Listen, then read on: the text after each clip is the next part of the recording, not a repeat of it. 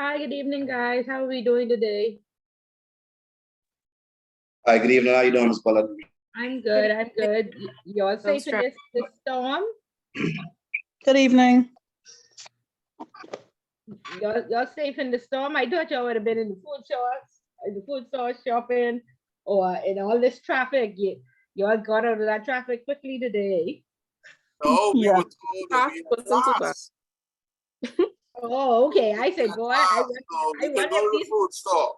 I wonder if these behemoths in the food store, if they come to class. No, Or some of y'all might be in supervising right now. Yeah, we had to forego that. We had to forego that to come to class. Okay, well, that's good. Hopefully it's only one day and we're all safe, and we could save that $200 that we wasn't supposed to spend anyway. Okay, Right. so I'm happy to see that you all made it, and I pray that everybody stays safe during the storm, and we get back to normal quickly. Okay, so this is our second week of class. I hope that some of you had the opportunity to read the newspaper. There's a lot going on in the news, a lot of information out there. So hopefully some persons will share with us this evening to get their points.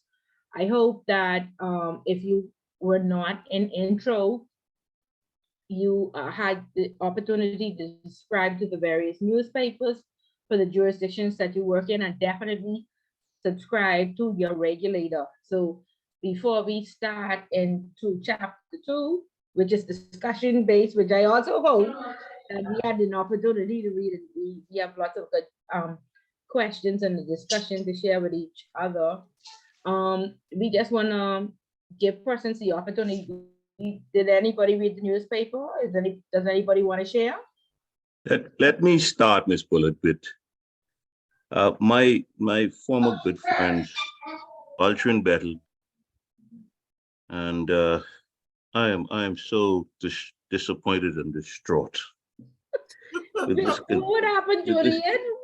Altrin Bettel's been around from I was a little girl, so that is the problem. You know, the former administration passed 2 passes back, brought him back. And him about the grave, Julian. Say the truth. Yeah, and now, he's denying that there is no conflict of interest in this $2.4 million that Sarkis is merely paid the company of his son, while he was offering consultancy services and advertising services for this project through the China construction, for China American Construction Company, right?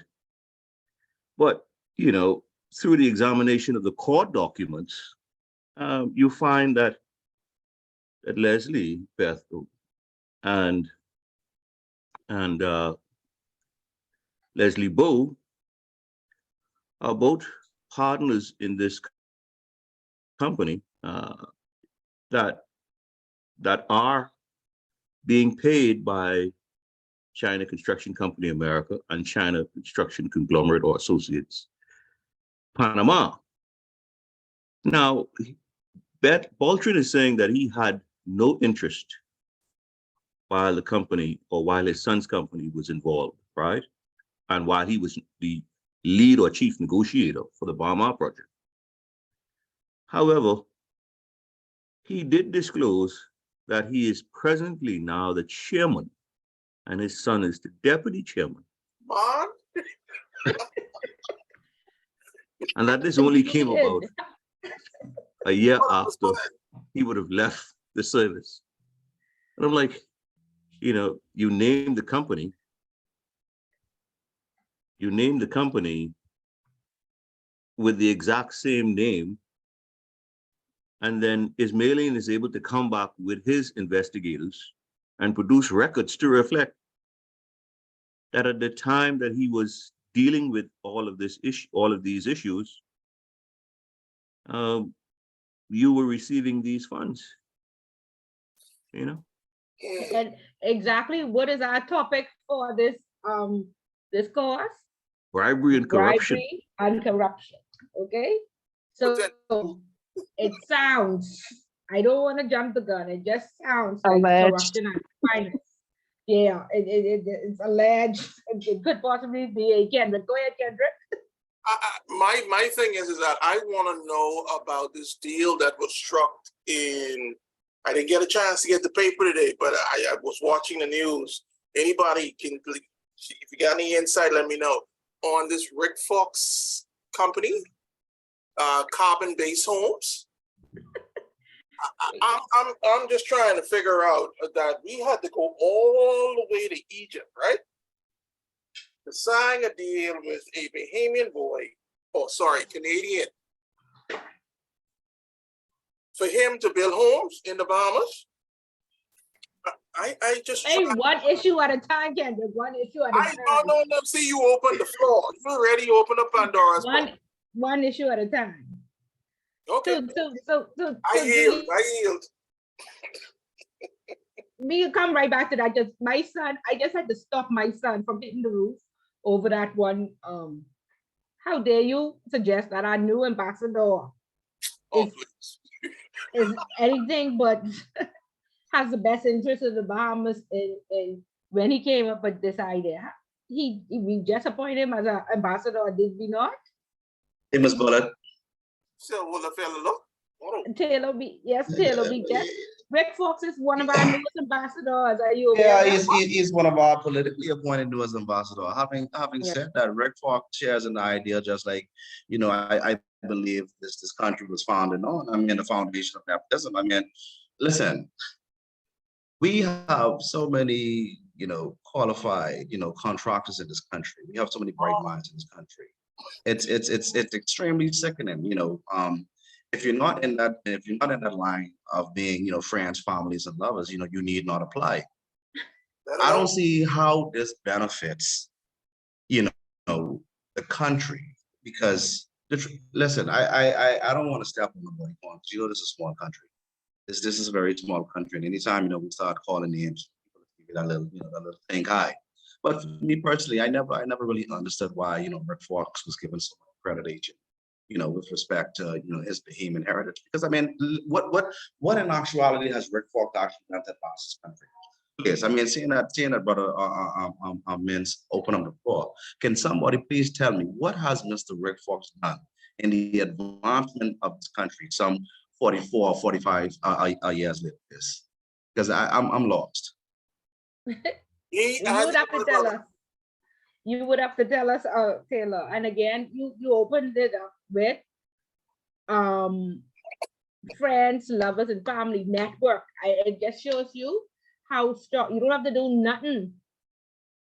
You could be. Michael Sweet Bells Thompson and himself behavements that went to America. They never looked back. Listen, I think they did one or two summer camps. They never looked back. The Bahamas could be 50 next year. Okay, no, they never look back. So I don't know what it is, but I blame y'all. Y'all voted. Y'all voted for it. Y'all vote them in. Well, mottos. These are the consequences. This is the reaction to your action. Right, Julian? Listen, quite correct. Right. This is the consequence of your actions, because like Julian started off with, these people who've been in retirement for years, they dig them up out of the grave and bring them back and give them positions. Okay? And how could you now, the same company, be the president and the vice president, and you acted with the utmost integrity? But isn't that what the GLP is known for? Correct. Hold on now. We knew this. We knew this. In all fairness, you were just throwing out well-founded accusations regarding sports figures and ambassadors now. But when you do this one-sided, lopsided deal, I'm an individual that likes to bring some degree of balance now. I'm all for that, Mr. Smith. So I am all for that. You got to judge cases on his own merit. If you see me slamming some of the people that I used to deal with, you know what I'm saying, then give me some credit for that now. I come straight out of the gate shooting at Beltran, you know what I'm saying? Well, it's a good case. And again, let's see if anything comes out of it, Julian, or again, we just sweep it under the rug. But of course, I would think that Sakis will have a lot to say about it because he lost the most in all of this, correct? Correct. So it'll But be I a don't think push this one from will him. get a sweep underneath the rug based upon the New York court filings. Okay, You know. okay, good, yeah. Because if it wasn't, these filings were in the Bahamas, definitely we wouldn't hear about them again. Now, hold on now. Be careful how you cast aspersions upon the I judiciary of the Bahamas. well, Julian, the Bahamas judiciary, the Bahamas system. Why have we resulted that now, or why have we changed now the vigilante justice? Why do we have this retaliation spirit among us right now, where a young Black man with a ankle bracelet is being killed almost every day? Why? Because Justice the denied is Bahamas just judiciary system has failed us. justice denied is justice delayed, they say. Okay, so there you go. Okay, so at least you're aware, and good. These are the types of news that we want to read. We want to be aware of what's going on. We want to follow them through to find out, are these laws that were put in place in 2018, are they effective? And when the FATF and all the other international regulators come after us, we will know whether it's just a witch hunt or some of these things that they say are warranted. Okay, because of course we know the Bahamas took a staggered approach with putting these laws in place. Now they are there. Let's see if we can actually bring some of these people, to be in charge and to be properly prosecuted for these crimes that have been blindsided for so many years.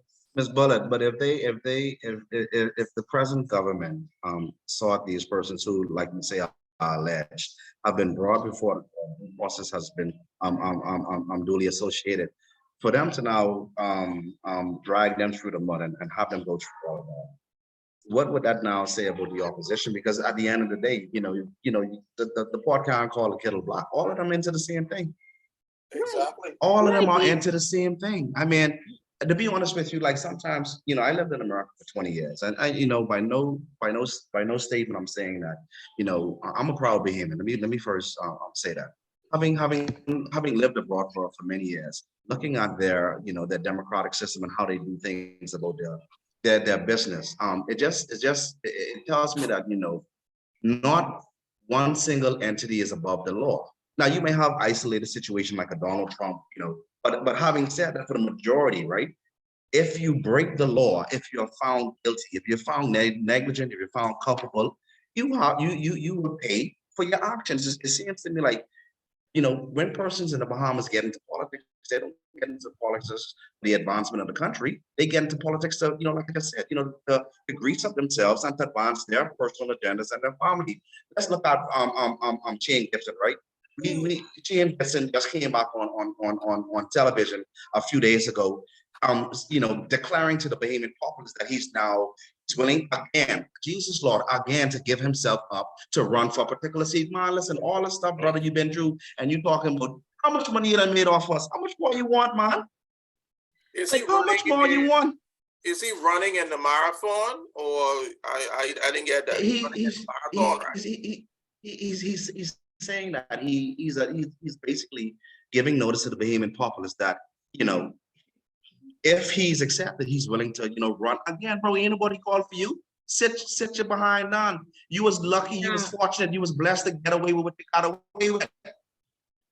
Taylor, you stop before Julian get on you again. Man, listen, we just paid him $250,000. Yeah, or the hour, for the reputational risk. No. I think it was $2 million or something like that. It was 250,000. No, 250,000, eh? Or no, man, it was $2 million. $2 billion. Oh, sorry, Taxpayers' money. So you mean to tell me right? You mean to tell me my hard taxpayers' money probably will I'll never see by the time I get 60 or 65, ain't nothing to be there for me. So I should know what I'm about to say something. Right. So we need to start calling these brothers out.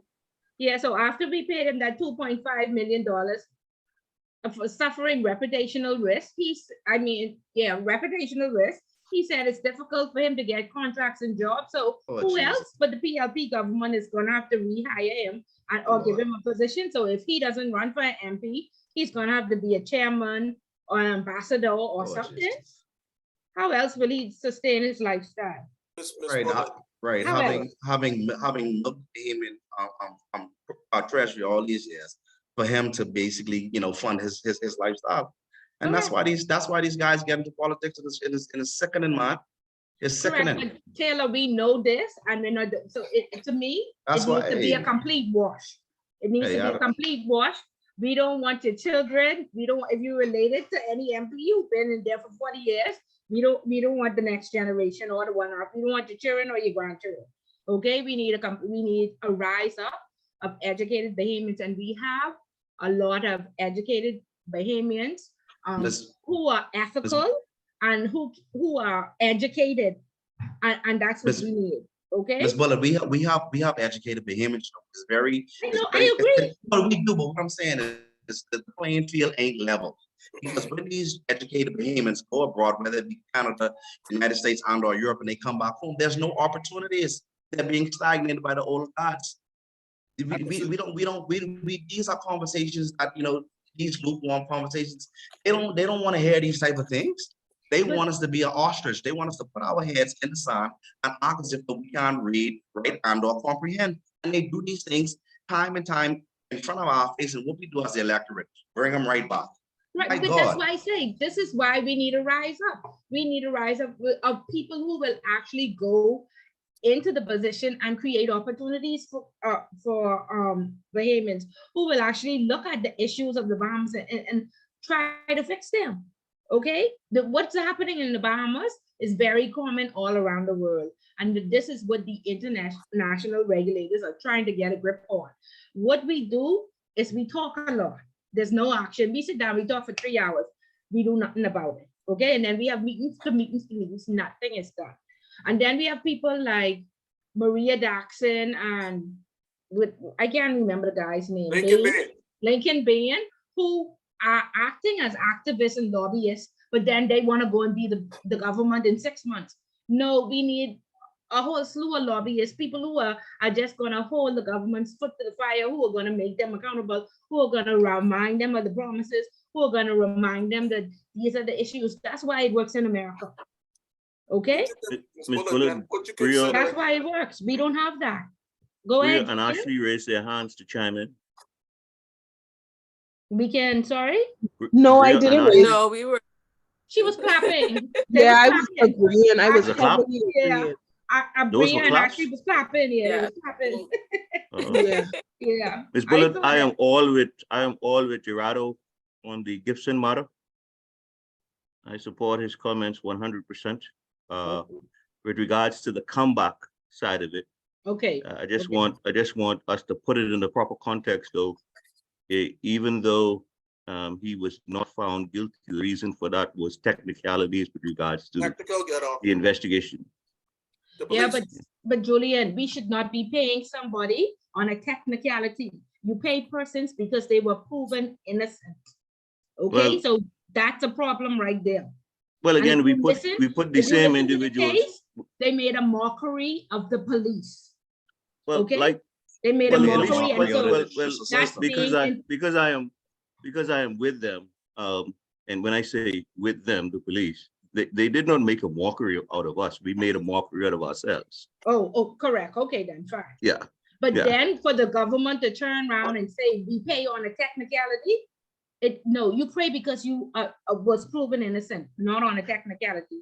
So Well, that was a Well, like disservice to the Gerardo court. said, these are the same individuals that we put in power, along with agreeing with you, and they are the ones that make the legislation to allow that to happen. Yes. Correct. And so all of that we need a complete wash. You And know that's what? why I always encourage, I actually have two persons who are actually who came through the class and who ran in the last general election, and they weren't successful, but at least they got their names out there. And I always say each person, you need to build up your network. you need to educate yourself, and you need three strong persons behind you. And not in your first attempt you will be successful, but keep putting your name out there and keep building your network, and please make a difference. Don't follow suit, to what is happening, because in the end there will be no country left if we continue along this line. And if you look all around the Caribbean, presidents are being impeached, governors are going to jail, account officers are going to jail. Okay, we're not far from that. There needs to be an uprising. There needs to be ethical persons who just don't want to get rich, or who need a big house, and so they, submit their names. So actually, even we'll take 50-50, but right now we're getting 20% for country, 80%, to establish yourself. Okay, and that's crazy. Bria, go ahead. You actually said what I wanted to say. I was just gonna reiterate pretty much that when these people get in, they actually pretty Yes, the smart purpose. because they using points, and they campaigning off the basis of what the general public really need, what certain areas really, really need, and what the country needs, knowing full well that they don't have no interest in it. They just taking advantage and making a common sense observation what anybody could make, given the back and forth of the two parties that we have for what, 4 decades now. Correct. And it's like they put on a facade as if they care, and they don't even, at this point, they don't even need to pay off citizens anymore to vote for them. They could just carry that notion so hard, or that particular point that we really need. So they could just post it up so big, and then when they get in, carry on with their original agenda, which was just to get themselves rich and their family rich. Right? And Look it's at so, the bad promise. Look at the bad promise. Look what happened with it. oh my gosh. I mean, the fact that we still in debt is crazy, because nobody could account for, I mean, the government always doing audits, but yet they always want to brag that they was able to find money missing. But the only time we hear about it is that one report, and then that's it. Nobody else have anything to say. And then the newspapers worse, because they either sponsored by another party, or some politician who have a favor for a party. So quite frankly, I don't believe that we getting some of the major stories that we should be getting. And what I notice is hearing some stuff that happening with the government, and what goes in the paper, I believe is so strategic sometimes, as a major distraction for what they actually are about to do. And the only time we notice it is when it already happened. And it happens so fast that we don't even have a chance to process what it is. I mean, that whole, like you said, that whole VAT situation, honestly, I still can't believe that happened. But the whole time that they was campaigning, I been telling people, y'all keep being so excited for VAT to be reduced, but y'all don't understand where else that reduction gonna have to come from. Like, y'all ain't Right. getting it. Right now, your great grandchildren will have to pay back for that reduction what you get for 1 year. In fact, Exactly. we were being internationally watching with our deficit so high.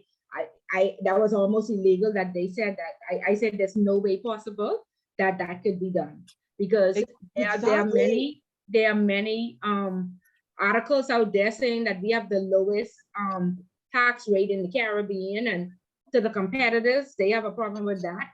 And then they don't want us to be more attractive, where persons are coming to try and move and live here. And I think it's between the Bahamas and Trinidad that the international regulators are saying by 2024, 2025, in order to curb your deficit, you have to raise your VAT to 15%. So I'm Exactly. At this surprised point, that they campaigned on that. I was surprised that people acknowledge that, and was continuing to share it because the previous party already mentioned that VAT was going to be raised if they were reelected. They had already mentioned that. And at that point, they had already stopped VAT from raising once before. VAT was actually supposed to be 17% or something like that. And the fact that it was still 12 was actually just to help us out a little bit. I think it was Dorian and COVID would actually might have stopped it. I can't remember. Yeah, why But they I know allowed, why the international regulators allowed for us to keep it at 12.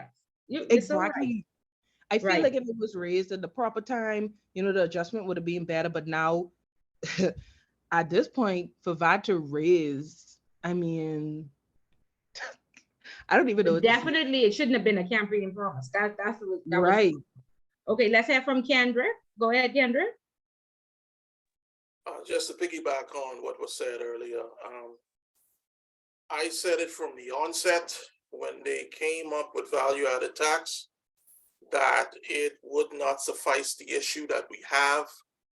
The issue being that these brothers don't know how to curb their spending, in that there was $600 million yearly sitting out there in property taxes, and they refuse to make it a priority to collect. They said that they would get $300 million in regards to VAT within the first year. They exceeded $500 million. So using our intellect, just our limited intellect, it's within reason that we should ask the question, why are we still in the debt that we are in? Because you're still reaping the benefits of value-added tax, and you're now making an Expenditure, because the emphasis. expenditure is too high. Yeah, Because everything that happened in the world, we have to pack up an entourage and go to it. yeah, because I'm like, okay, you're making an emphasis now for those of us who work in the financial sector, where you are now tacking on property taxes onto mortgages. So it isn't like you're not getting the money. And there's something else I want to ask, but we're recording. So why is it that we have all of this physical deficit? And where is the money going? And guess what? I can say this and I really don't care after I say this, right? But the PLP and the F&M are both junk and garbage juice protruding from the bottom of the garbage truck as they pass in the road and leave a stink scent. Yep. I'm recording. Yep. And you are recording when you say that. Because when you have the issues under both administrations, different prime ministers, but you are seeing the same result, something is dramatically wrong. I go back to the conversation that we had last week when Michael Pintard said what he said about BPL and saying that we had a plan in place that was working. You still keeping a debt that was just growing. You are not affecting the narrative if you are continuing to be in debt. It's like nobody has a plan, and it's frustrating. You hear Ms. Bullet plan, Kendrick, wash the two sides. Wash the two sides. No generations, no godchildren. Wash. But interesting enough, that's the only that all those people who've been there, those old ideologies from 40 years ago, throw them in the garbage and start afresh. Ms. Bullet, let me just say this last point. When I listened to, I don't know which member of parliament said it was a female. When the opposition challenged, I think it was either early this year or late last year, about the travel budget and how it was so high. And she stood in the hallowed halls of parliament and said these words, yes, we love to travel. And I found it to be so distasteful because there are many Bahamian people who don't have to eat tonight, who can't afford candle tonight if BEC turned the light off. That's if the light ain't already off. And you feel proud to stand in parliament and talk about, oh yes, we love to travel, as if it's a game. The Bahamian people are suffering. They are suffering dramatically, and they get time to play games with the lives of Bahamian people. And then use sarcasm like as if it's a joke. Yeah, Yeah, that's completely wrong, completely brutal and wrong. Completely. Let's hear from Taylor. Taylor, you want to add something? Yeah, this my last point tonight, brother Mins. But listen, you hit the nail on the head, my brother. I wholeheartedly agree in your sentiment that you shared, your dialogue, your delivery. It's so disheartening as a young being, and you know, look at look at this country. You know, man, listen, we yes, we may be small and stature. Yes, we may be small in numbers, but we are a God-fearing country, man. God resides in this country, and it's only by the grace of God that He's holding this country, because it can't be by the leaders. But as we look at our economic state of affairs, brother, it is so disheartening to know, based on a consensus, and we live this every day, that not the common behemoth don't even have $1,000 savings in their account. Man, listen, I have a job, I have a good career, but the fact is Lord have mercy, if I who in the working class, what I could would deem myself to be middle class, catching hell and saying, Lord, help me. I don't want to imagine what my other brothers and sisters out there feeling, what they're experiencing. You're right when you made a correlation that no party, whether PLP, FNM, well, yeah, they don't even exist. But no one seems to have an answer. Yep. And as a behemoth, it is frustrating. We do this political, jaggering every so often, and families are torn apart by it. But listen, I don't even see I know they say if you don't vote, your voice don't count. Sometimes it's just very, very disheartening. It is very disheartening because once these people get in, their hearts are cold. But I always believe that men are lovers of themselves. They are lovers of themselves, and that's why we as constituents, we gotta check these people who come into our homes. We gotta check them. Yeah. We can't play with them. Yep. So please, man, let's let us, the next time it come around, let's really look into who these people coming to us, begging us for our votes, using us like or thinking we're some lackeys. See, the majority of these politicians, they get it wrong, they get it twisted, they mix us up. They think we work for them, but they work for us. But see, we as Bahamians, we so empower them that they still stuck in that, Grammy time. Yep. We got to do something about it. Okay, who is You S. know, Taylor? I pray God hold this country and go ahead. No, Hi, and my name is Stephanie L. Taylor. okay, can you write out your full name for us for the register? Okay, no problem. Mm-hmm. I just wanted to touch on your point about making our country attractive when you were speaking about the value-added tax.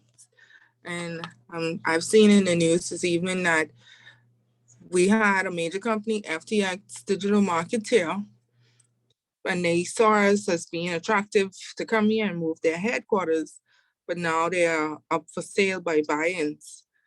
And I think that's one of the issues that even with joining this compliance class and reading the book, the task force, the FATA, might be looking into us with all those stuff because FTX came here very attractive, giving out a lot of donations and setting up themselves to be a very reputable company and organization, but now they're up for sale.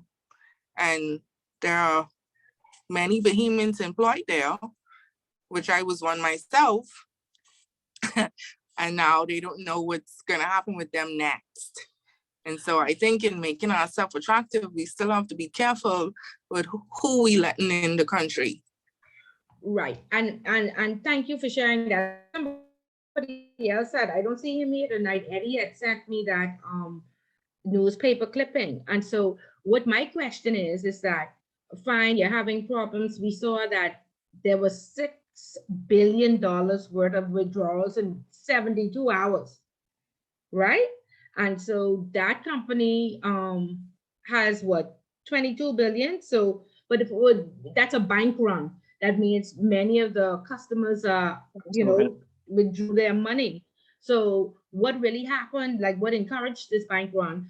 And as I was reading through the story, the person who is buying FTX, Binance, is their largest competitor.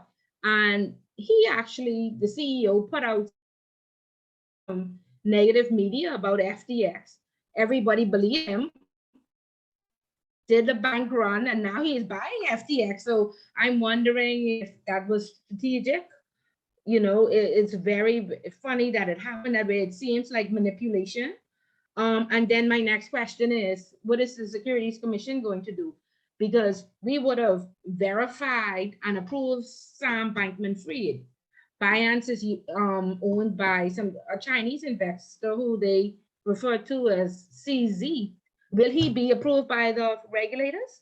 Will he even pass the approval test? Because my understanding is that Binance has many regulatory issues in other countries.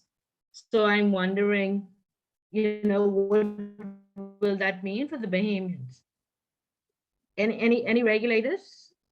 Anybody from the regulator? Because he has to go through the KYC process, and due diligence has to be carried out on this new company. You're headquartered in the Bahamas. You're regulated by the Securities Commission. Did the Securities Commission even approve this transfer of ownership? Anybody? Taylor, any comment? Hey, Ms. Willard, I can't speak to logistics, how this transaction came over. What I do know is that apparently FTX, has some close relationship with the Prime Minister. Okay. As we can see, I don't want to go specific. Like yeah. Don't go into too much information, but yes, what I'm saying is, it sounds like somebody, was in cahoots. I don't know if this was an inside trading, because you cannot come out, tearing down a company, right? Putting out all of this, information, negative media, right? And then turn around and buy it. And then purchase the company. And then, like you said, to have about $6 billion withdrew from the company in a turnaround time of how many hours? 72. So what? Come 3 days? on, man. If it walk like a duck, quacks like a duck, it's a duck. Yeah. It's a duck. And then, like you said, Ms. Bullet, how is this going to affect, the Bahamian economy? How is this going to affect the average Bahamian who may be working in this company? Right. And see, what they're going to say is it's not them. It's going to put the regulator in a tight fit, because they will be concerned about the jobs, but if this company Binance, very popular, very well known, they have a lot of regulatory issues already in other countries, will our commission approve them? And definitely the approval process doesn't happen overnight. Okay, so that's in days to come. So yeah, educate yourself. I worked in retail as well as offshore for the majority of my career. And what I can tell you about offshore capital markets and now this new digital asset market, very volatile. You're going to make a lot of money, but it's going to be for a short term. Okay, and so you have to be able to get up and go whenever they say we shut down. Okay, pay me what you owe me. I'm moving on to the next place. But if you are a person that needs longevity and stability, offshore cryptocurrency capital markets that's not for you. Because here today, gone tomorrow. That's how volatile that industry is. Okay, so Ms. a lot of people can't deal with that. Ms. Bullet, isn't that cryptocurrency? I don't know much about it. I know it's really taken a blow in terms of just dropping its value assets. Additionally, isn't that an unregulated industry associated with the black market? But that's just it, because Sam Bankman-Fried, who is the owner of FTX, approached the government. His cryptocurrency went from 14 billion to 22 billion like in 3 or 4 days. And so he approached the government, and they created a group of persons, and they came together with the DARE Act. They put the DARE Act in place just to accommodate him. And then I think there are 3 or 4 licenses under the DAC. So we have FTX, I think Equity Bank has cryptocurrency exchange, and then Deltec Bank. There's 3 or 4, and everybody is looking into it. But originally, cryptocurrency was created in the 80s to be unregulated because, of course, when you are regulated, that means Uncle Sam gets his piece of the pie. You got to pay that 30 or 40% withholding tax. And so some 20-year-old genius in his bedroom created cryptocurrency. And it's very risky because you're only assigned a number. And so you could have a number, Taylor, and I could have a number, and I could be Bin Laden. So there was no KYC. And so in regulating it, they created these exchanges. And so the exchange would be responsible for collecting your KYC. So that's what Binance and FTX, they have the trading platform. They also hold your KYC, your passport, NIB, and whatever. So in the event some money laundering or something happens with your number, they are able to identify. Okay, so that's where it became regulated. Now, there are some unregulated exchanges, but the Bahamas government would not allow you to operate under an unregulated exchange. That's at your own risk. Like Okay, the people with FTX, there's some recourse because there has to be some indemnity insurance. There has to be some recourse from the Securities Commission. They have to be holding a percentage, like they don't let the companies invest all their money. He had 22 billion, they probably holding 15% in case these types of things happen. Right, so there's some protection. But yeah, I think the staff, yeah, but that's very common, like I say, in the offshore world. Go ahead, Rio. Yeah, sorry, I don't want to spend too much, well, cause us to spend too much more time on it. But I saw a chart with the numbers and pretty much the days or weeks leading up. I think it looked like days to me. I didn't read it in too much detail. I just know it was some ridiculous numbers for that short amount of time. But like I believe that was Mr. Taylor mentioning, if it walk like a duck, talk like a duck. I mean, I like it being reported that okay, this company bought it, but why nobody acknowledging the that he caused the uproar? Yeah, like yeah, he caused the uproar. I mean, and they know a lot of people follow. Story. Yeah, they know a lot of people follow to see what's happening in the market, and so he caused the bank run. Then he turned around and bought the bank, so it would be worth less. I mean, exactly. he would have to pay less than what it's actually worth. I mean, that was clear insider. That was clear insider trading. That was clear manipulation of that poor business. But the fact that the company had made a few promises for the Bahamas that they were gonna build or invest in another major hotel. I mean, but they probably will still do that. He seems to be a very smart guy, so I think this is just one avenue. Remember now, I always encourage at least 5 revenue streams. So right. he may still just dump this part and go along with the hotel, and the building is already up to belt. Right. And they might even have the roof on. I haven't been out west for a while, but the roof might be going on. So who knows? Let's have from Dean. For tonight, Dean. Good night, Miss Bullitt. I'm not sure if anybody wants to chime in on the topic that y'all talking about now, but I would like to touch on that Rick Fox issue. I think that Mintz mentioned it earlier. Okay, fine, that's good. Okay, so let me just explain because I know there are some new persons here. Now we normally use the first half an hour of class because many persons they come late, but also we want persons to develop their social skills, get used to talking, get used to sharing what's happening in the newspaper. And as a compliance officer, each morning, my CEO used to come down the stairs, Ms. Bullock, what's happening in the news, and these are the discussions that we would have. And so we just want to make sure that everybody is current with what's happening in the industry in the Bahamas and any other jurisdiction that you work in. So get used to sharing. This is the type of information that is expected from compliance officers. Compliance officers read newspapers every day. Okay, so if any of you are wondering why we are having this lengthy discussion, just so you would know.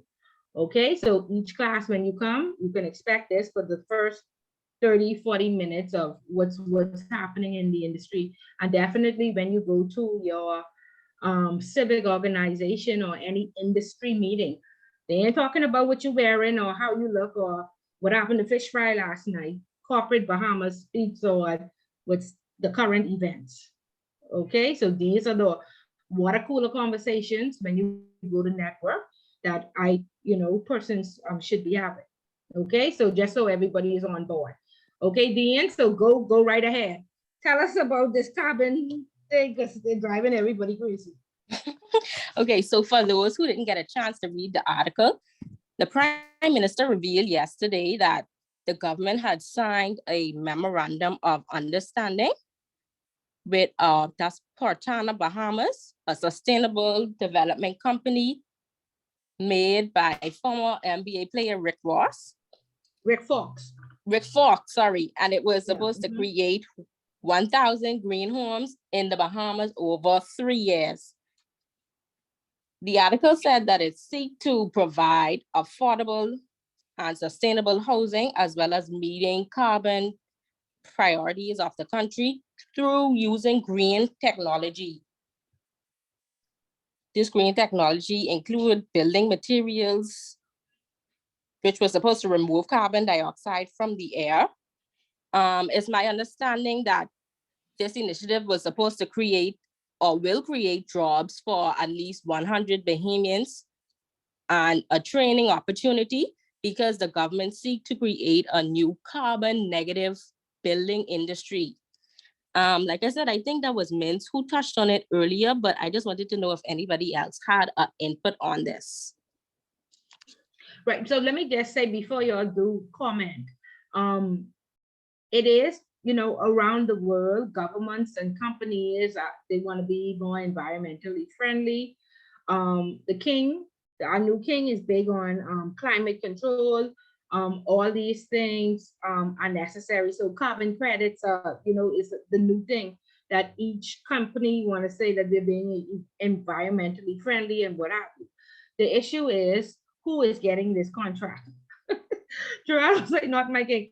Who is getting this contract, right? And that's what I think the argument is that we have qualified Bahamians who can build these carbon-friendly homes. Okay, there's enough information out there to tell you what type of materials they use, how to build. We don't need Rick Fox to guide us. And how is he qualified in that area, or more qualified than any other Bahamian? I think that's what the argument was. It with Kendrick, it was you who brought it up. Ms. Buller, 2-1, he's not even qualified. He's pushing somebody else's agenda. There you go. He's only fronting it. He's only fronting it. There you go. And so that's what the issue is. So it's headed in the right direction, and definitely, like I said, countries around the world as well as companies, you would see that companies will start to reflect this on their financials, like on the goodwill, like we recycle our paper, we store online, we try to reduce electricity costs and stuff like that. We use solar and what have you.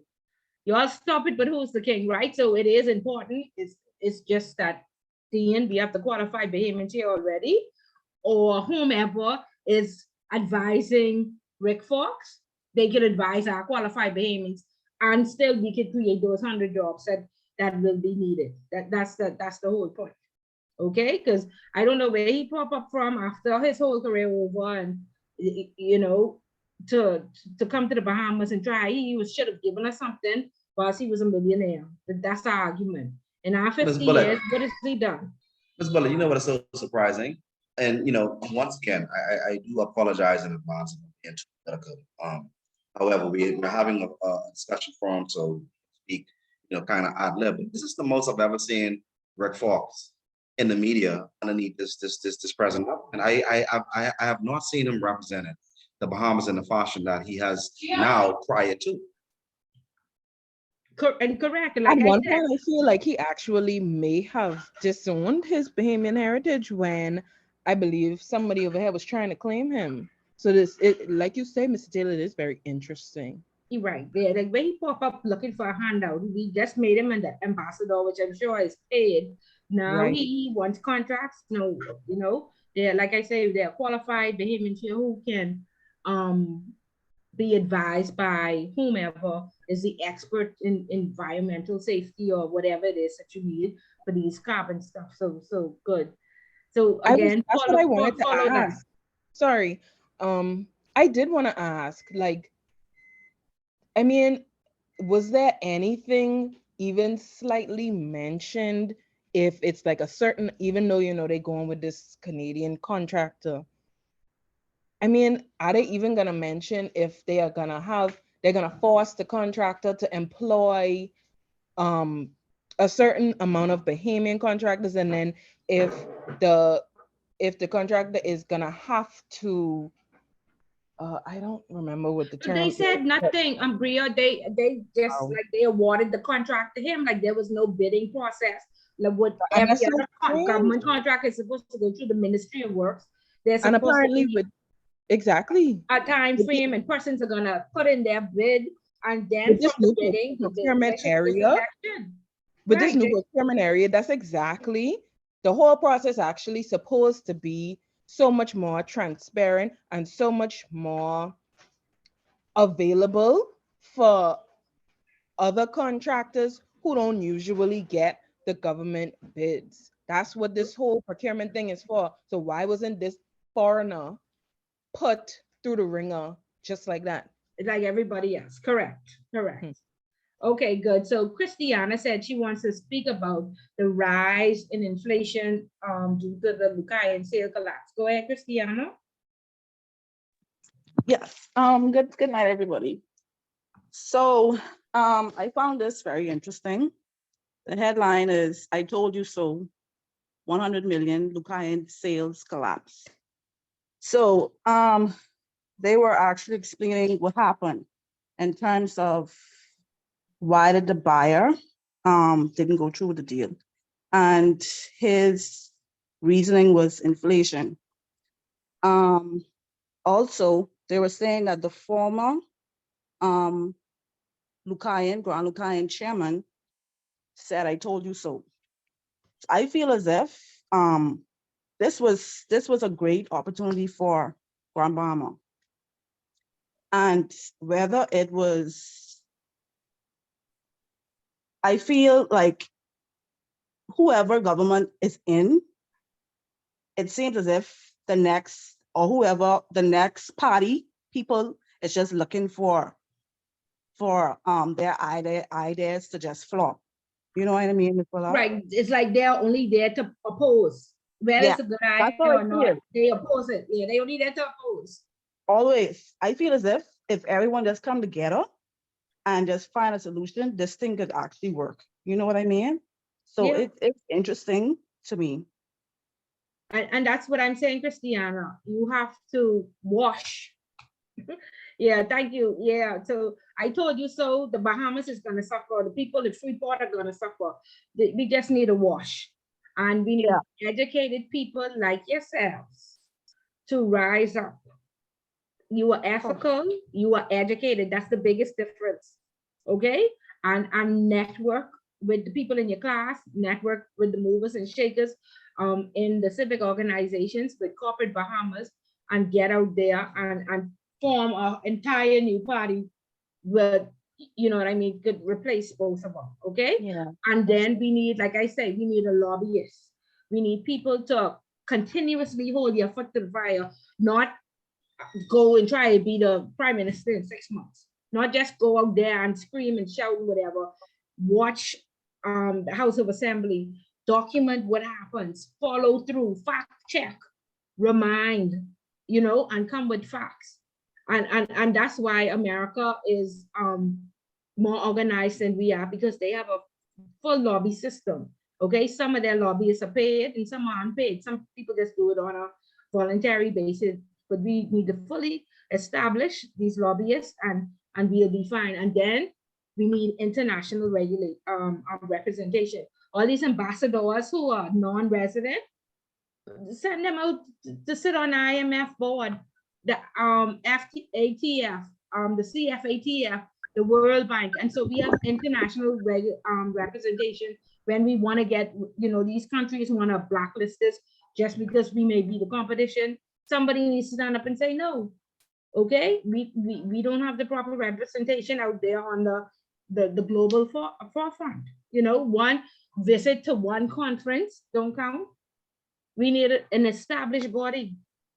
Okay, so a lot of things we can do to get our country where it should be. Okay, and then we can look at countries where it's working.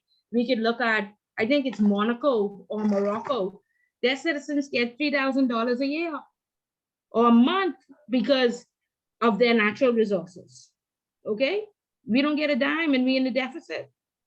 Yeah, Okay, everybody say, where's the excess money going? Right back out in the expenses. Okay, so we need to curb a lot of these expenses and we need to do away with this consolidated fund. We need proper record keeping, proper reconciliation, and honest people. And then we'll see a difference. Aaron, that To means get just rid now of the about consolidated Valentine's. fund. That's Sorry? another referendum to get rid of the quality. Yeah, well, every time I hear that word, Kendrick, my blood is cringe. I am sick of this consolidated fund foolishness. Okay, there needs to be proper accountability. Okay, okay, guys. So very good. And like I say, when you're on the way, ICA is the next step. There's an entire chapter on being approachable, being knowledgeable, at building technical and soft skills. Okay, so you have to know what's going on in your industry, and you have to be able to share it. Okay, so you want to speak knowledgeably to all these things that are happening in the industry. Okay, so very good. I'm very pleased, and everybody seems to have the awareness of the newspaper. So now I want you to ensure that you're following your regulator and you are looking at the policies and procedures that are applicable to your function and then to your organization. Start with your job description first. Make sure it has exactly what you do. Make sure you see what the regulator policy says, and then look at your policy or your manual and make sure that there are no gaps, just to ensure that you're doing what you're supposed to do properly.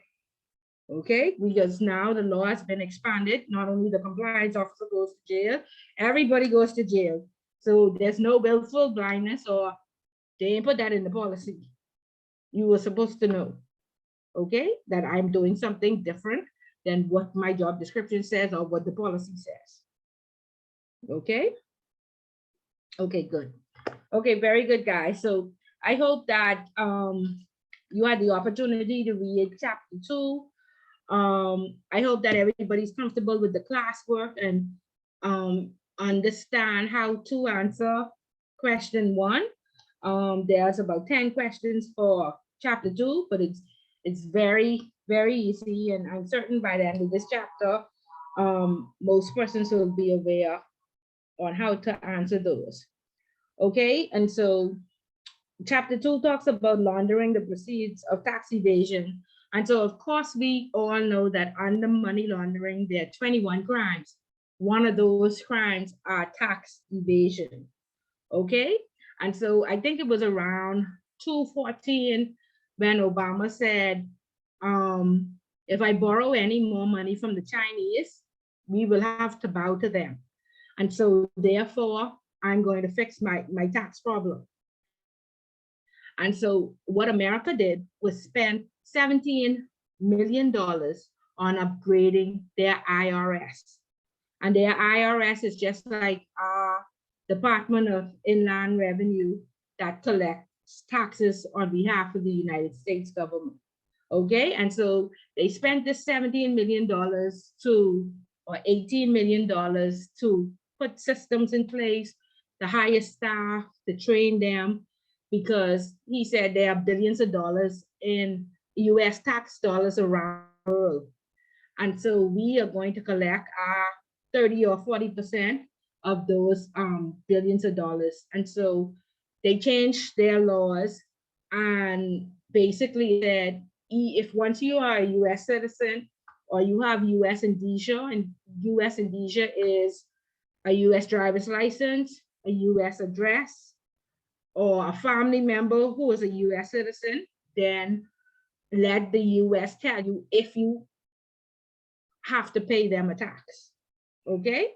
And so around the world, countries sign these tax exchange agreements that they call Ts, agreeing that we are going to send information to the US and let them know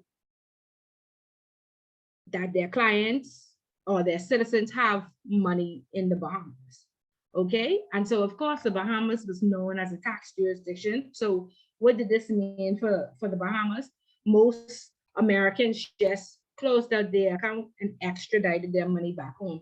They took it to the US because it would have been, cheaper to just send your money back home than to pay our fees and also pay the US government. Okay, so Obama created FACA, which is Foreign Account Tax Compliant Act. Okay, and so within the first couple of years, I think they rolled out FACA in 2017, and for the first time, America received in tax dollars more than the $18 million that they invested to upgrade the IRS. So of course, the rest of the world looked at this and said, if America could get their tax dollars, we could get our tax dollars. So the rest of the world approached the OECD, who we know is our international regulator, and the OECD organized CRS, Common Reporting Standard, for the rest of the world. So this is taxes for Spain, taxes for France, taxes for Italy, taxes for Switzerland. Okay, each country said, well, hey, we want to stop borrowing as well. We have a big deficit. We are going to fix our tax system as well and make the rest of the world send us our tax dollars. And so what happens each year is normally in July, our competent authority for taxes, or for international taxes, I should say, is the Compliance Commission. The Compliance Commission has a website where they list all the countries that sign Ts with the Bahamas, and then they open up a portal. And what we do is we send all the information to this portal that says, we have 9 American citizens. These are their names. This is the amount of money that they have on their account, and whatever amount they're charged for taxes, the US IRS is able to approach them and say, hey, even though you have $1 million in the US, the Bahamas just told us that you have $10 million. And so US taxes are normally between 15 and 30%. We taking that out, $1 million. Okay, so that is the Compliance Commission that organizes it. So there are 2 types of reporting countries, and they refer to them as Model 1 jurisdictions and then Model 2 jurisdictions. And so the Bahamas is a Model 1 jurisdiction, which means that we send our information to our competent authority, which is the Compliance Commission.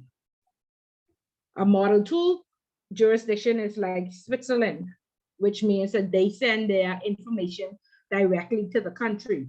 And so that means Switzerland shares their information with Germany, with Italy, with whatever country it is, because they've had taxes for years, and so they were familiar with how taxes work. For many years, we didn't have taxes, and so we were only familiar with, of course, tariffs that we paid for custom duty or what have you. And so this is why we are model one, because in the onset, you know, until we were properly trained on how to report taxes, they said, you know, let the compliance commission deal with it. For, you know, because Bahamians are not familiar with, you know, tax systems and what have you. Okay, so that's CRS, is the rest of the world. And I'm just showing you, I'm going to show you on my screen. Can everybody see my screen? You all there? Okay. Yes. Yeah, so Yes, this is the, they call it International Tax Information Exchange, the government of the Bahamas. This is manned by the Compliance Commission. And as you can see, in June, July, they give us a list. And this is a list of the countries that signed into sharing information with the Bahamas. There are 67 countries. And so what you do is you go through your book, your portfolio of customers, and all of you categorize it by country. And so everybody who's from Belgium, everybody who's from Brazil, Canada, you put them in a certain list and you upload that information and you tell them how much income they've made, how much interest they've made, if they received any dividends. And this reporting is very tedious, and it's, like I said, the portal opens in July and it normally closes at the end of August. So I don't know if you are aware within your organization, this is a complete function, because of course 67 different countries that you have to post this information to, and sometimes you would have like 50 customers from one country. Okay, so it's a lot of work. And a lot of times persons would have moved, because what happened back in 2017, you would find that countries that had like a lower tax rate, a lot of persons moved to, or countries that said, we live a bit above the law. You all have to do this, but we don't have to do this. You know, like Cayman said, we're non-reciprocal. You can send us information, but we're not going to send you any. But if we don't send that information, you know, we would get fined by the OECD. So the USA say, yeah, we collecting all our tax dollars, but we ain't gonna tell you if no Bahamians have accounts with us. So we non-reciprocal. But if you don't send that information to the USA, you have a big problem. Okay. And then who else? So it's Cayman, and then the UAE, countries in the Middle East like Dubai that fall under the UAE. Send them the information, but so they could collect their tax dollar, but they ain't sending you no information. And that's just the way it works. Okay, so that's FACA and that's CRS. FACA is the US, Foreign Account Tax Compliance Act. CRS is the rest of the world, all of these 67 countries right here. Each one of them, they want their tax dollar. Okay, they want their citizens, no matter where they have money in the world, to pay their taxes. Okay, so the book goes on to talk about avoidance versus evasion. Okay, Dean, you have a question, or your hand is just still raised? Sorry, no. Okay, how you lower it? Okay, yeah, go ahead. Okay, so there's avoidance and there's evasion. Now, please listen carefully, because this is a very easy question and persons get it wrong. Most persons get 100% on the final exam with this question. I mean, the full 10 points, but some persons get it mixed up. Okay, so avoidance is legal.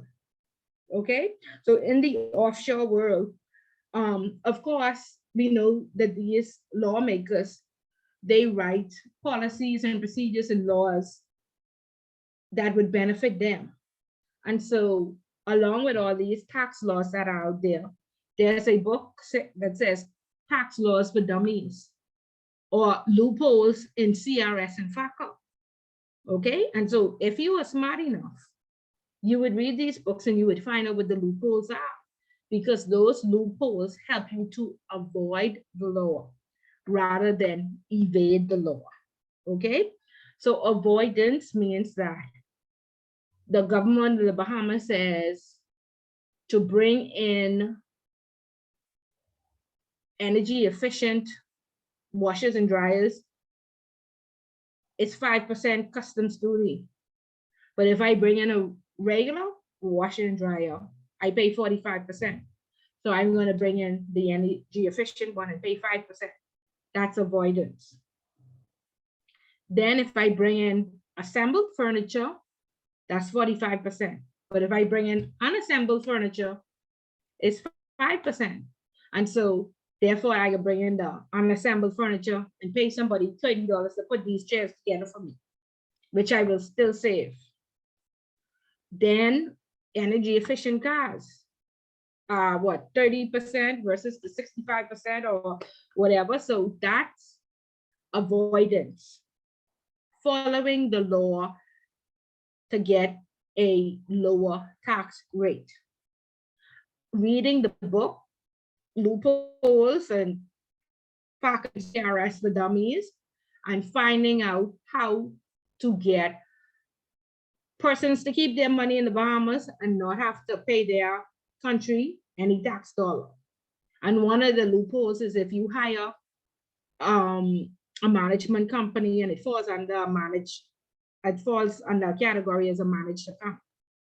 Okay, so to go and hire somebody to manage my account is only $10,000 a year. But I have $10 million. And so therefore, I don't want to pay my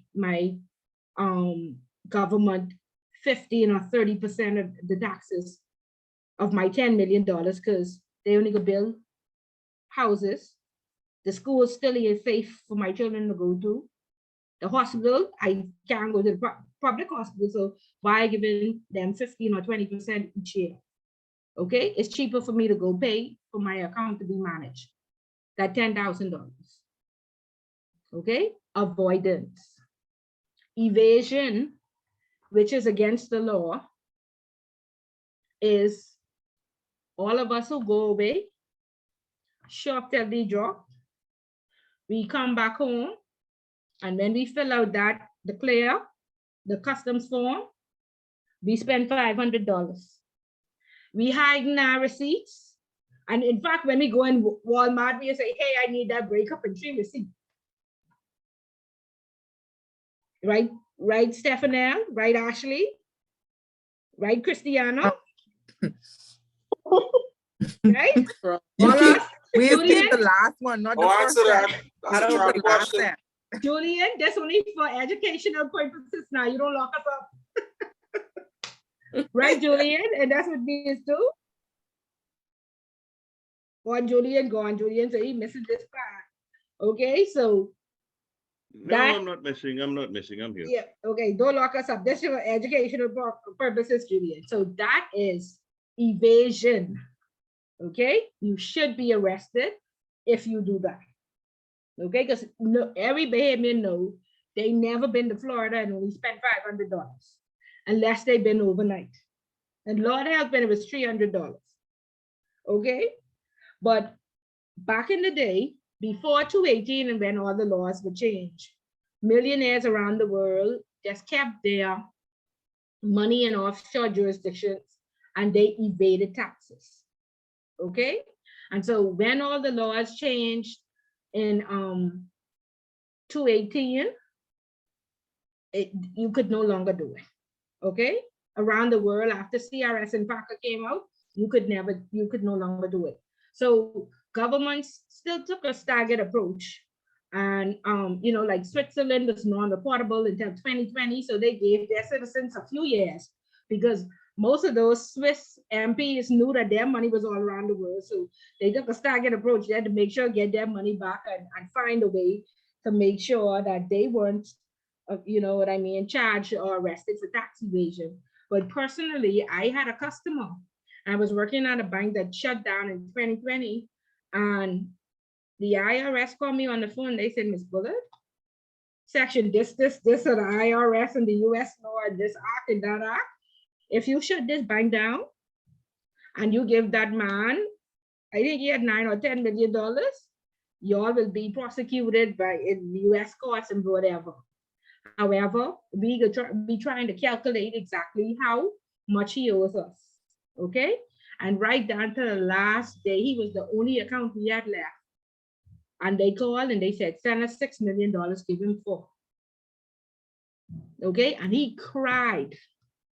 He cried on that phone when we said, they say they're sending us an invoice for $6 million. He cried. Okay?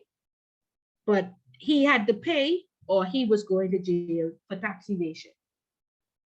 Okay? So please make sure you understand the difference between avoidance and evasion. Go ahead, Bria. I had in research for the intro exam, I actually came across a story where the RBC Trust Company shortly before they made the announcement, I think it was the French government. Yeah, so I worked there, Bria. Remember I told you I worked there and I was there when it was shut down, right? And so first, initially, RBC Trust was charged with tax evasion, but we worked with it, and now the case is still going on for the stolen art. Oh, well, yeah. It was stolen art. See, because what I read was it wasn't that the bank itself was evading tax. It was that they was pretty much aiding and abetting a client to evade tax knowingly. No, we at that time, CRS and FACA wasn't even in the law yet. So no, we wasn't. I mean, because it was an offshore account, yes, right? And they were, I think they were out of Switzerland or Spain. Yeah. Yeah, I know it was a European. No, the bank always says that we don't give tax advice and we send statements, and you are responsible to go to your IRS or your competent authority and disclose your taxes, not us. You know, because before 2018, there was something called willful disclosure, where persons, even though they had their money offshore, they would come in and say, like, we ain't breaking the law. We need to tell France there's how much money we have in the Bahamas, and they paid. Now, most, 90% of the people who had their money offshore was to evade tax, right? But they couldn't charge us with that, so we won that case. But we are still ongoing with the stolen art. Oh, I see another case, not really another case. It was just mentioned in the article that the trust company had already paid out $35 million for a separate charge. Right. I think it was because for negligence with the stolen art, because again, that was yeah, we were not, we can talk about that when we get the risk. I can tell you all the whole story when we get the risk. Okay, but let me tell you some cases, because of course, you know, Ms. Bullitt always checks comprehension. And so when you answer this question in the final exam, or even in the homework, you want to say tax avoidance, you want to give an example, because nobody is charged with tax avoidance. You're charged with tax evasions because you would have lied or you would have tried to cheat your government out of paying them taxes. And so a very popular case that's going on now, this is the second go round, is Shakira. Shakira, the singer, she has a house on Paradise Island, and she told her government that, of course, I'm a citizen of the Bahamas. And there is something called a reasonableness test, where, of course, you know, every time we travel to the United States, there's a little stamp that goes on our passport, an immigration stamp that says you can only stay for 6 months.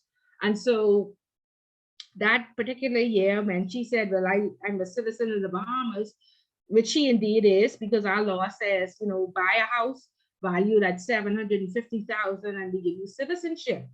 And she had indeed done that. However, she was on tour all through Spain. And so Spain, of course, that was advertised. And they said, but are you not on tour? And are you not, did you not spend time? Did you fly back to the Bahamas every weekend while she was on tour? And I think she lied and said yes, and we found out that it was a lie. So the law says, or this reasonableness test states, that if you spend more than 183 days in a country, whether you're a citizen somewhere else, you still have to pay taxes to that country. And so she was not able to show her passport, but she flew back and forth every weekend, or she even came back to the Bahamas where she was on tour. And so she indeed was liable to the Spanish government for taxes. And so she got through that. She paid a very hefty fine. I think it was some $15 million.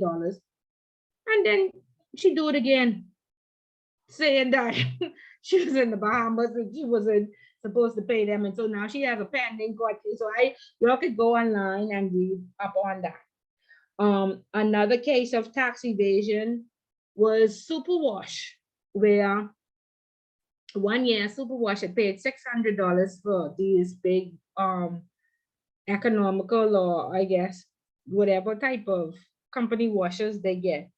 And then the next year they brought in an invoice saying that the washers had only cost $300. And so customs questioned them. You're just bought in some washers early in the year. They were $600 now. The price dropped instead of increased. It's a different brand. It's like no same brand or what have you. And so they had, it was alleged that they was trying to defraud customs. But what Superwash had proven was that they hired a new broker. The new broker used the wrong amount.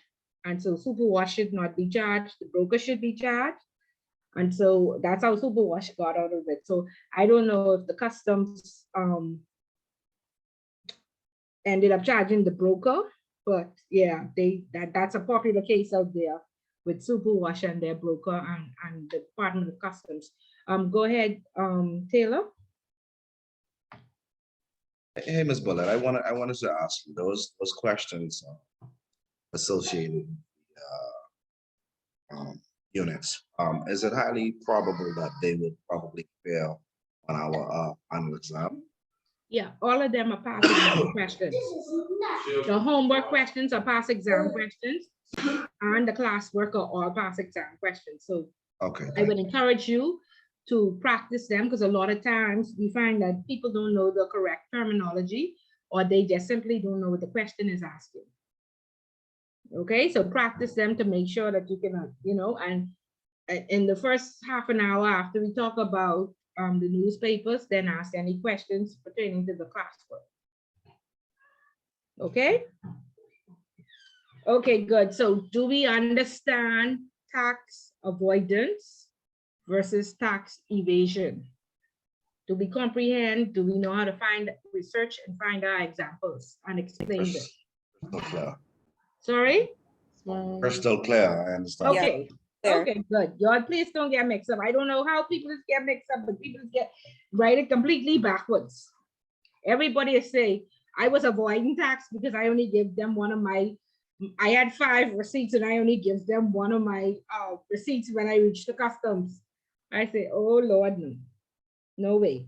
But if you want to use that as an example, you would say the Bahamas government offers its citizens $500 in exemption. I made sure to stay below it. That's how I avoided.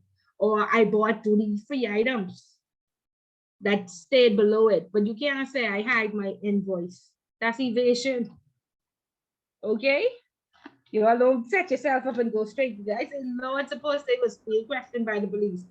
Yeah, I hide my receipt. Go ahead, what's it? This is well, the time already passed. But so normally when I was coming home, I would just say that all of my items, I'm a student in the US, so all of these items, I mean, I can't pay tax on, I can't pay for these, I can't pay the duty on them because these are used. I use these all the time during college.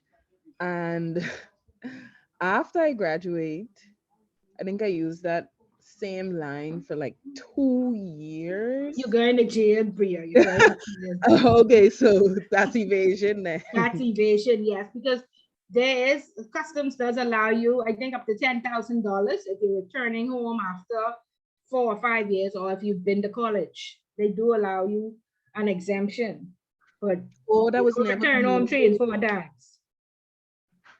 Oh, see, Yeah, Bria. Bria, you What know was you were this shopping. empty? You know you were shopping them other 2 times, Bria. We won't do it again. Now that we know it's a crime. Now that we know. no, Okay. I can't even do that. The U.S. immigration officers scotch all over my passport. Okay. Good. Good. Do what is right. Pay the government its taxes. And how else do governments make I money? live in Freeport. I can't pay the Oh, taxes. okay. Yeah, but how else do governments make money? Normally from natural resources, and of course we know that's blocked up and going to one family, and then from taxes. Okay. Our problem is that um we don't put the tax dollar where it ought to go. Okay. And the next problem is that we have a big immigration problem that, if we look at what Canada is doing, Canada is calling for citizens.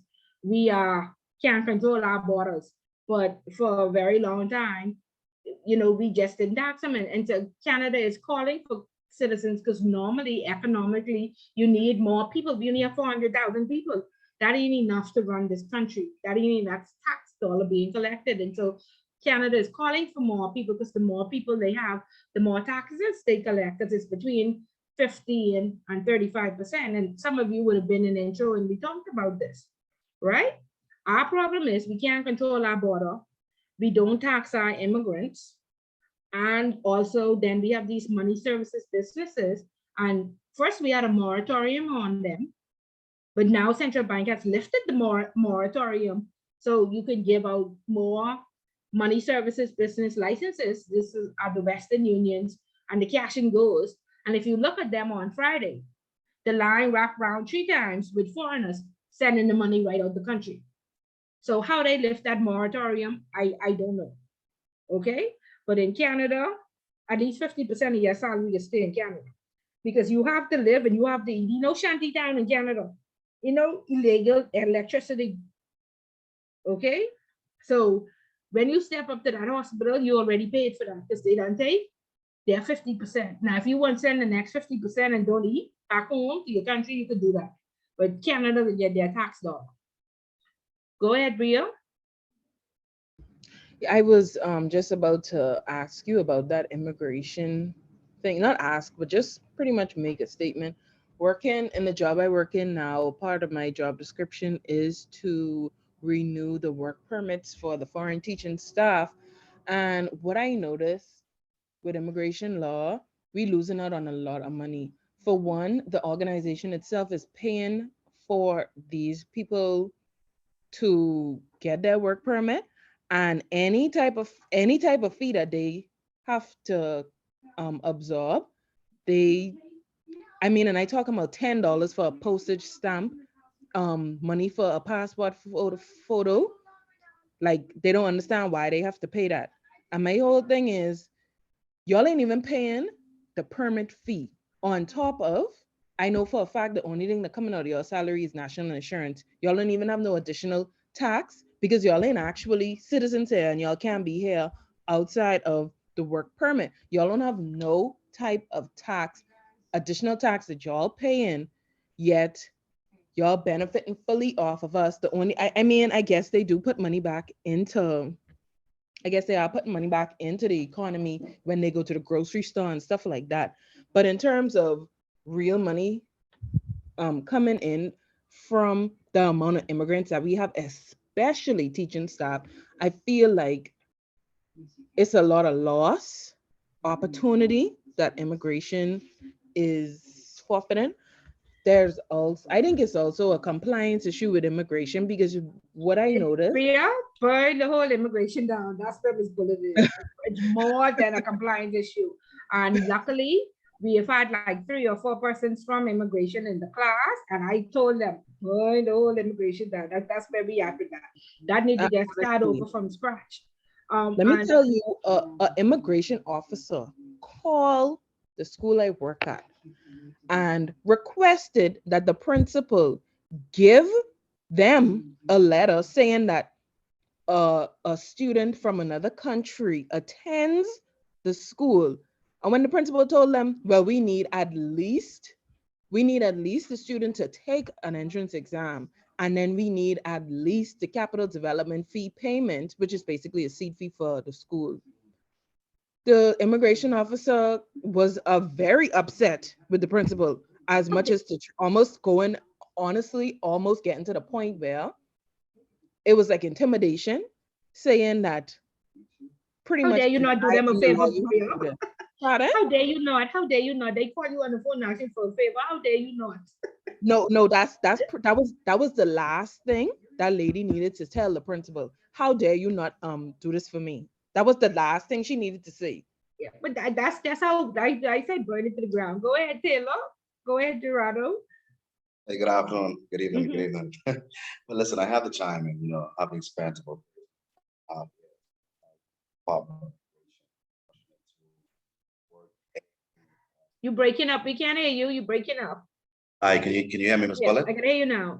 Okay, yes, I was saying I had the opportunity to work with the Department of Immigration for some 13 and a half years. I worked in a specialized area that were newly instituted. Department was under such a microscope in the US. We did not have our counterpart, the police and the Royal Defense Force, a complaint and corruptions unit. Actually, officers selected to spearhead that unit. Having said that, I would want to say um, that immigration, like any other civil service in this country, I think we have to do our recruitment. Okay, the Achilles heel of immigration started with the recruitment of some lackluster recruits. Everybody has their personal agenda. And having said that, immigration had to roll out a paperless entity because, some officers charging persons, for free documents that they could have online or come to the department to receive. I say that to say there are a lot of avenues whereby you can bring monies into the country. I don't think it's always necessary when the Treasury calls, make a clarion call for them to go out and do those roadblocks just to bring in monies to the country. Right? We have so many documented about coming into this country legally. However, if not proactive in terms of once those permits are expired, putting together a unit that basically goes after. Because if you leave the onus on somebody once their permit is expired to then come in and take care of it themselves, do you think is going to happen? Yeah. That doesn't happen. That doesn't happen in the US because the US has for their ICE officers, for their customs and immigration officers, they have officers, a unit that's devoted to when your permit is up or in terms of just being ready to be expired. They have communication to go after the persons on their job because they know everything about them. It's the same practice that's done in Canada. But do they do it? They have They a whole don't do position, it. but They they don't do it. no, they But let me I tell you, never no, saw no, mom, immigration they don't do it. come They don't. after anybody. They don't do it. No, Listen, we don't. one but of the not only biggest, one that, of the biggest Gerardo, drawbacks. the law says, if you bring an expat in, a Bahamian is supposed to be a because that expat is supposed to have Trained, it's trained. this knowledge, this superior knowledge Yes, that ma'am. Bahamians don't have, or this expertise that Bahamians don't have. And you are supposed to be assigned a Bahamian Supposed to who is train supposed them. to sit with you for 3 years Yes, and ma'am. be trained. And that has never Yes. ever been enforced. We have expats who've been here for 30 years. Well, listen, you don't think those experts understand the loopholes in the system. Immigration. Let me just tell you something. Immigration ain't checking for the white Jesus. That's the blonde hair, blue eye. They ain't Of checking. course. You know who they running at, right? Because let me tell you why we are enslaved, man. We are enslaved. They took off the chains, but we're still mentally enslaved. We go after our Haitian brothers and sisters, our Jamaican brothers and sisters, right? We pull them down. We do all type of heinous things to them. But listen, the white man coming every day. Listen, as an immigration officer, I felt offended at the LPIA. I dealt with white people coming in all the time. They come They know the system better than you. They talk about what they're going to do in Miami and Fort Lauderdale. They dress the part, right? They come in because they know we're so heavily dependent on tourism. They're already coached as to what to say. They know the questions before you ask them. By the time they clear customs, they once they exit customs, they would just go and change into their professional attire. They do it all the time. Sandals do it all the time. Alanis did it all the time. Other private entities does And it the all the time banks, because they the already banks know. do And it the all the time, banks but too. guess what? Yes, ma'am. Gerardo, I concerned, but them Yes. Chinese, the Boy, Chinese, listen. you're going far, the Chinese. That's the Godfather. They are Okay, the okay. Godfather. They are the God. We in immigration lingo, we would have called them the Godfather. The Chinese in this country are so politically connected. Tell it ain't funny. Okay. Now, I let me be careful what I say because I know that this conversation is recorded, and I know we got some law enforcement in there. I don't want y'all Yeah. come knock on Taylor We door. don't So want nobody arresting the stop. class No. afterwards. So you understand what I'm saying? What I'm Yeah, saying is this, right? It yeah, all might goes keep back going to out what and we in, started off Gerardo. this discussion. Can you hear me? Yeah, it's going out and in, but we can hear you. Okay, it all goes back to what stemmed the conversation, right? Until we put country first and stop putting our personal agenda aside of country, we're always going to find ourselves in these situations. Because Correct. whether the corruption or the perceived corruption is in immigration, customs, the police, road traffic, so on, etc., we're always going to find these issues. Correct. Well, that's why I say wash the government. Wash the government. Okay. So let's get back to taxes.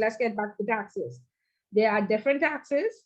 And of course, we know in the Bahamas, was just introduced a sales and value added tax, which is a transaction tax imposed on businesses at all stages of production of goods and provision of services. Tariff and excise tax, of course, we call it customs duty. The correct name is tariff and excise tax, okay, which are imposed on foreign imported goods. Social Security tax, we call it NID, is collected at the time of payment of wages. Withholding tax is applied to certain types of income, such as interest, dividends, salary, whereby the payer deducts the taxes at source from income of the payee. So when we talk about withholding tax, again, outside of CRS and FACA, anybody who invests in the market, they fall under the qualified intermediary rules, and we call them the QI rules. And each offshore financial institution normally acts as a collector or a QI division collecting this tax on behalf of the IRS. And so what happens is each time a person buys, invests into the US market, they are charged, I think it's either 30 or 40% withholding tax. And so it's a very complex system.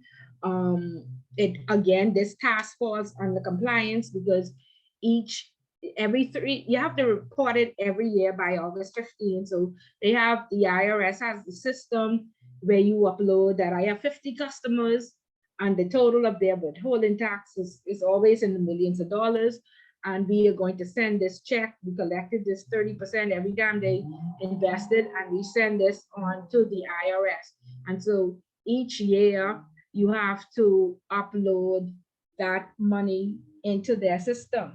And so if you are late, there's definitely fines and all sorts of issues that you could get into. And so you have to post it on time, and then you have to make sure that you pay on time. Now, when you invest in the US market, there are forms that have to be filled out. And so under FACA, which is the Foreign Account Tax Act, there are forms called the W8, the W9, and the WBNE. And so when, as a part of your KYC documents, when you go into institutions and you open up accounts, there's a FACA form that you fill out, and there's a CRS form that you fill out at account opening that says, I promise to that you can send this, disclose this information to my government or to the US if I, trade or invest in the US market. And so I think at the back of the book, of course, it has the colored pages, and I think all the way to the back, which would be like case 4 or 5 in your book. This book has a very old book. There should be forms, 3 different forms, and a lot of times persons get confused with these 3 different forms. So again, everybody who opens an account in the offshore world, I think on the commercial side as well, normally fills out one of these forms. So there are 3 forms. One is a W-8 Ben. I have it on the screen. The next one is a W-9, and the one is the next one is a W-8 Ben E. And so the W-8 Ben is for foreign to the US individuals. And we're looking right on the screen, you'll see individuals, okay? And a lot of persons get this confused as well. So foreign to the US individuals. You walk into the bank, you wanna open an account, you're an individual. You fill out a W-8 Ben, okay? Each of these forms have a revision date. That means that the form expires, and a lot of Bahamian companies do not update them because they don't have a trading arm or their clients aren't investing in the market, and they use this form just for backup purposes. However, I had some training from somebody from the IRS out of New York, and they said that nobody should be, definitely in the market on an expired form. It's against the law, and your firm can be charged. And so a part of compliance review every 3 years is to make sure the accountants paid the correct sum to the IRS and that nobody was trading with an expired form. So these forms expire every 3 years. And so the last form said 217. So of course, in 2021, we had to send out new forms to all our customers to make sure that nobody was trading or operating on an expired form. Okay, so that's a lot of work when you have 800 clients. Okay, but these are the different compliance administrative duties that you have to carry out. You have to make sure that the accounts department or the verification department sends out new forms to be signed once they would have expired. Luckily, it's every 3 years. Okay, and so the W-8 Ben is for foreign countries to the US. So the Bahamas, Switzerland, Germany, France, their citizens would sign this form, the W-8 Ben. There are some questions. Go ahead, Ashley. Ashley, Hi, are you there? yes, I'm here. So I don't know if you got to I don't think we talked about withholding tax and we didn't get to corporate tax as yet, but corporate tax, when I was reading the text, basically dividends are taxed twice, I guess you can say, because it's the profits that they tax at first and then they pay out the dividends after that. And then it's the withholding tax that is deducted from dividends as well. Okay, I am not familiar to that extent, but are they taxed twice? I don't think so. Because the Bahamas, there's some debate now whether, we are being blacklisted because they're saying that we don't have a corporate tax and they want us to implement a corporate tax.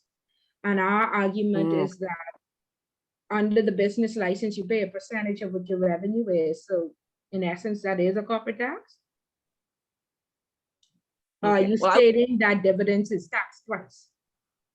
No, I was asking for clarification, but I was, yeah. Okay. I can't say I doubt people wouldn't listen.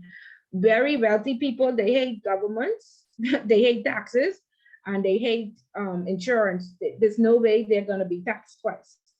Okay, they do everything to evade. Okay, and definitely if they're smart enough to avoid. So I guess if you won't, unless withholding tax will fall specifically under corporate tax, they won't be charged twice.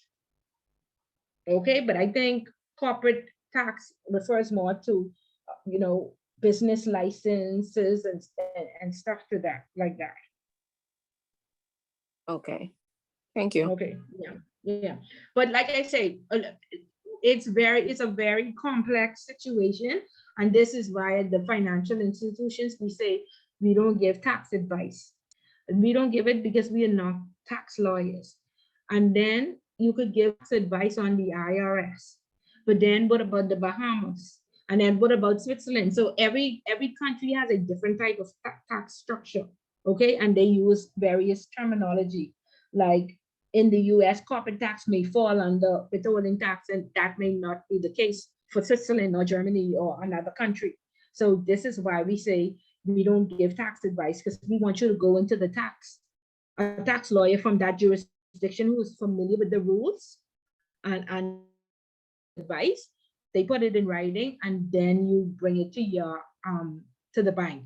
Because look at this form. This is the W-8 Benny for corporations. Okay, again, the expiry date, and this is for non-US entities, or the E is for entities or non-US companies. And chapter 3 status is for your qualified intermediary status. Okay, that's for persons who are is going to be charged that withholding tax. Okay, and so we don't know what type of let's say you are licensed in Switzerland. We don't know which status you fall under in Switzerland. You could be a private foundation in the US and a disregarded entity in Switzerland. Okay, or a corporation in one and an international organization. So this is why we don't give advice and you go to your lawyer. And then chapter 4 status. Sorry? No, I was saying, like you were saying, like in Switzerland and the US, so that's probably where the double tax treaty would probably. Okay. Yes. And so your lawyer will have to confirm which type of company you are. Okay. Right. And so most commonly you are either an active NFFE or a passive NFFE. Okay, some companies are publicly traded, some are non-profits. It's very complex, and like I said, each jurisdiction uses different terminology, and it could mean the same thing. Okay, and so you take this form, let your tax lawyer fill it out. In the bank, we are not qualified, but you just make sure that you have that tax lawyer confirm it, that they fill this form out properly. Okay. Based on the country that they are from. Okay, so this is the W-8 Benny. Sorry? No, it sounds. I got you. Okay, go ahead, Kendra. Kendra, you're saying something, or can I speak?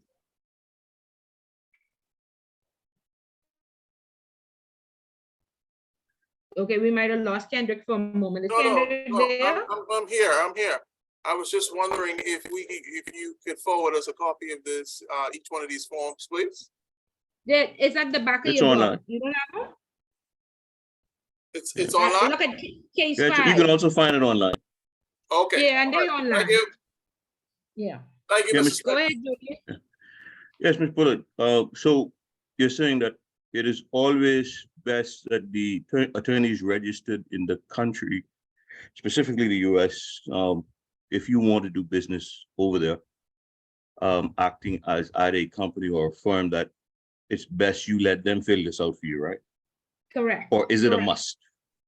No, it's best. People are educated. People are educated, and they say, we can fill this out ourselves. We don't need to pay an attorney. But if you're a large company and very complex, then we normally ask you to let your tax lawyer fill it out, because if this is incorrect, you will get a major fine. When we report that and they say, send us a copy of your W-8 Ben form, and they look at it, see, this is 8 pages. right?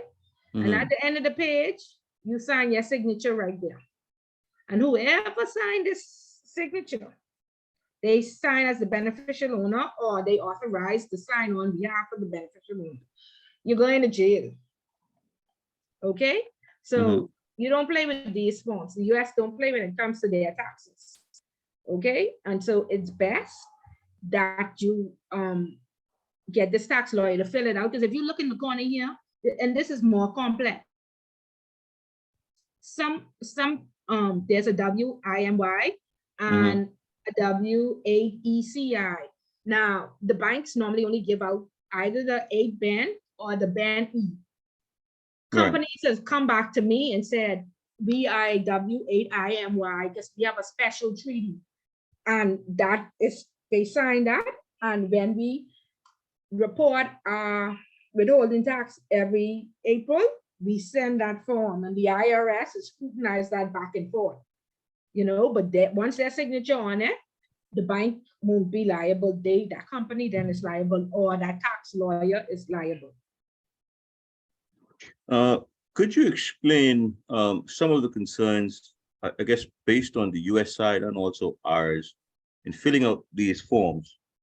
If you register a business online to engage in trade, and not specifically financial trade or currency trade, but just online trading of goods, right? Where the issue of accounts and payments overseas routing back to an account you may have opened there, right? Is somewhat hindered on both sides if you're a foreign national. But no, let me tell you, the Bahamas is, you could open up accounts online, you know, the central bank just asks that you come in and they want you to get their permission. But you could go to Bank of America, Chase, or down in Miami, they don't ask for that central bank approval. They just open the accounts for you. Now further upstate, they ask for it. But down in Miami, you get that account open and there's no problem. But if you open it as a company, you should know how to fill this form out through your tax lawyer. I wouldn't advise, I wouldn't even fill this out. And I had the IRS training and they scare me. You know what I mean? And they trained me because they said, Ms. Bullitt, every 3 years, you are to do an audit on these forms. And we want you to sign off. I just wanted to ask, the forms, the W-8 Ben and the W-9, they both expire in 3 years, or just the W-8? We can look at the W-9 next and we can see. Okay. I can't remember, yeah. So they say, Ms. Bullitt, you signing off to confirm that these forms are filled out properly and that they are not expired. Nobody was trading on an expired form. And I said, well, no, everybody who is in a company in a complex structure, I asked for your lawyer. I need your lawyer to sign off on that, to confirm to me. And I say, see on file from law firm, wherever, confirming or filling out this form for them.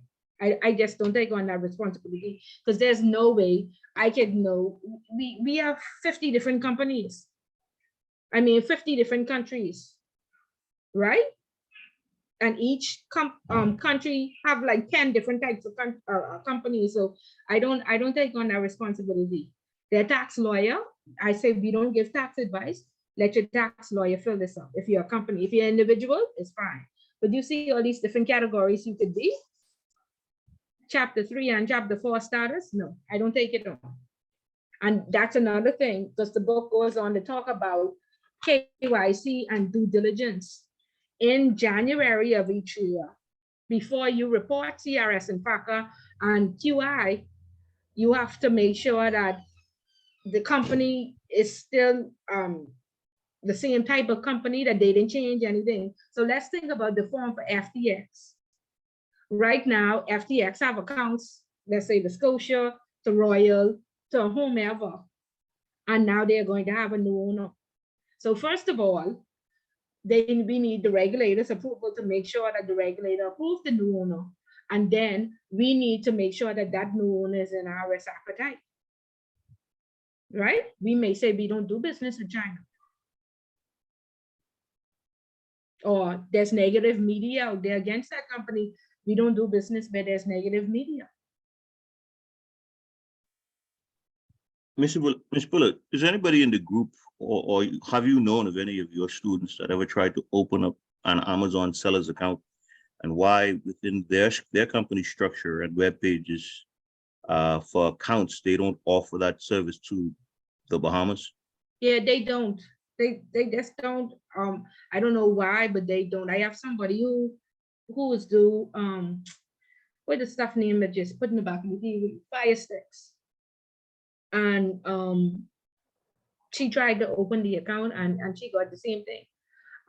They don't open it because I think for tax purposes, just like GoFundMe, only Americans or Canadians, because they, again, Uncle Sam is always concerned about his tax dollar, right? And he can't come after you, but he could come after an American. So you could open up with the out of Delaware, one of those LLCs out of Delaware. Yeah, that's what I had to do. Yeah, yeah. And But make sure this form is filled out properly. Yeah. Yeah. That was done, but it had to be done by a family member who's a citizen there. Oh, okay. And make sure that filled, like I say, you have the right status. Right. Right. Yeah. Right. Okay. So that's for entities. For the purpose of this class, you just need to know what is for individuals, what is for entities. Let me see, and then we'll go to the W-9. And the W-9 says that I'm a US citizen.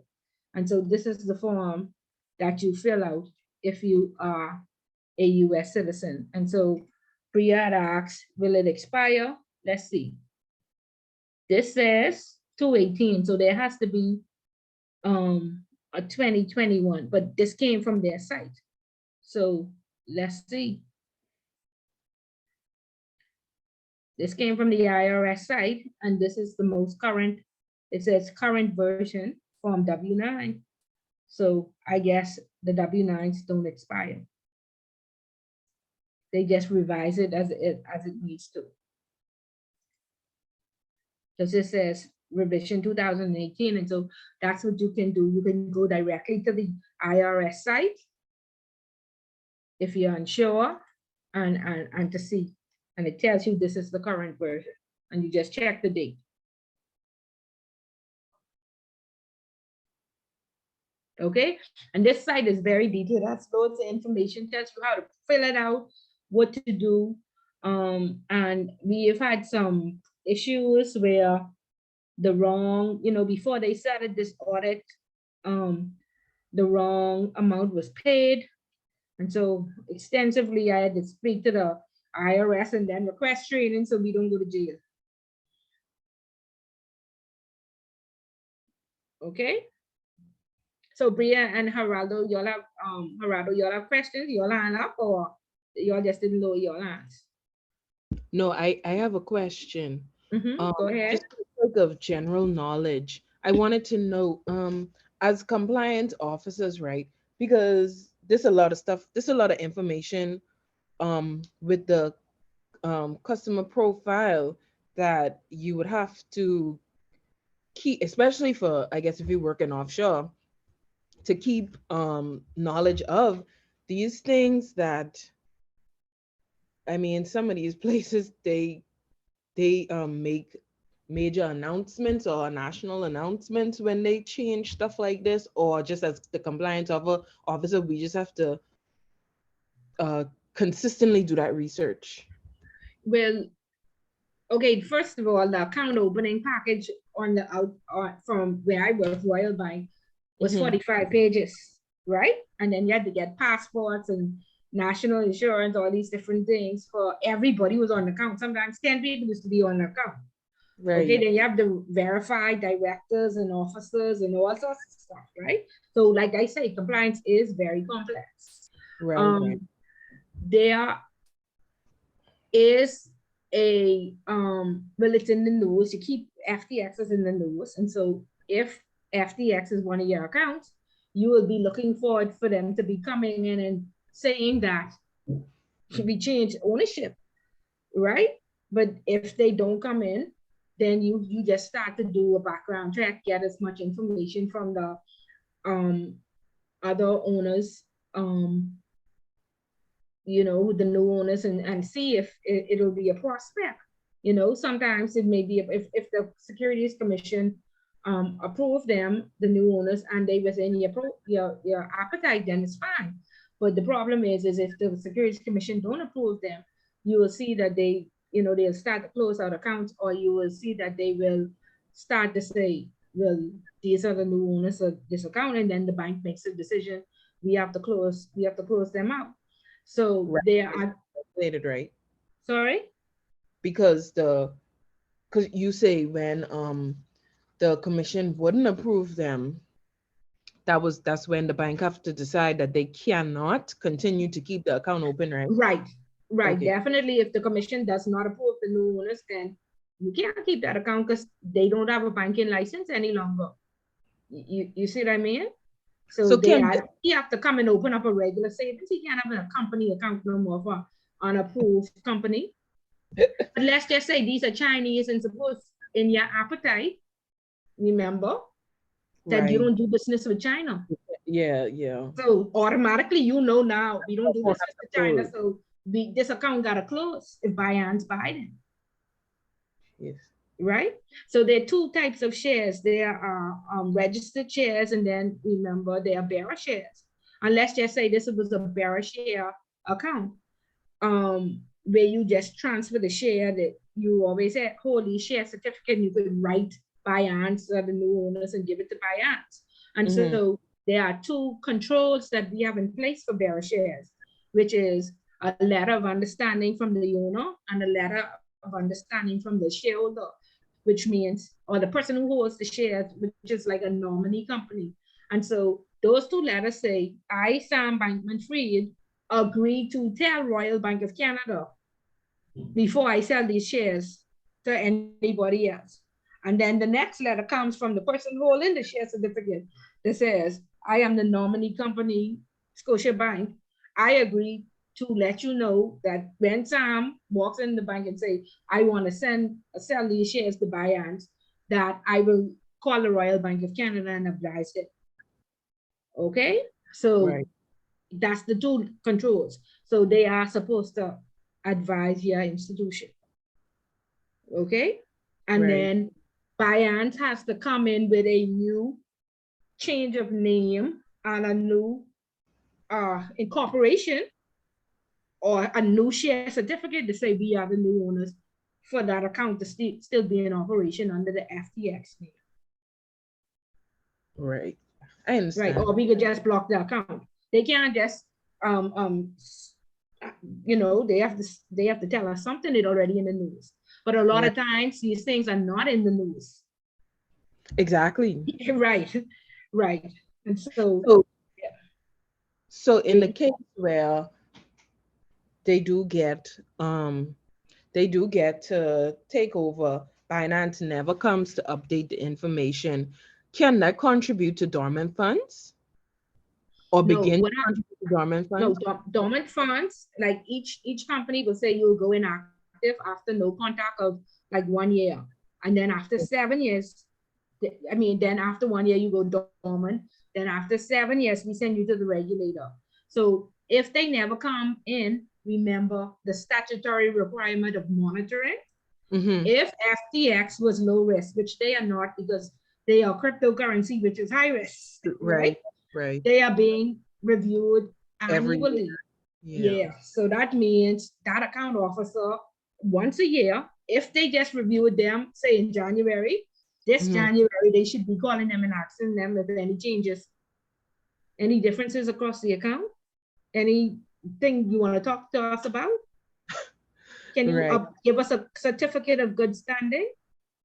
Because they expire every year, right?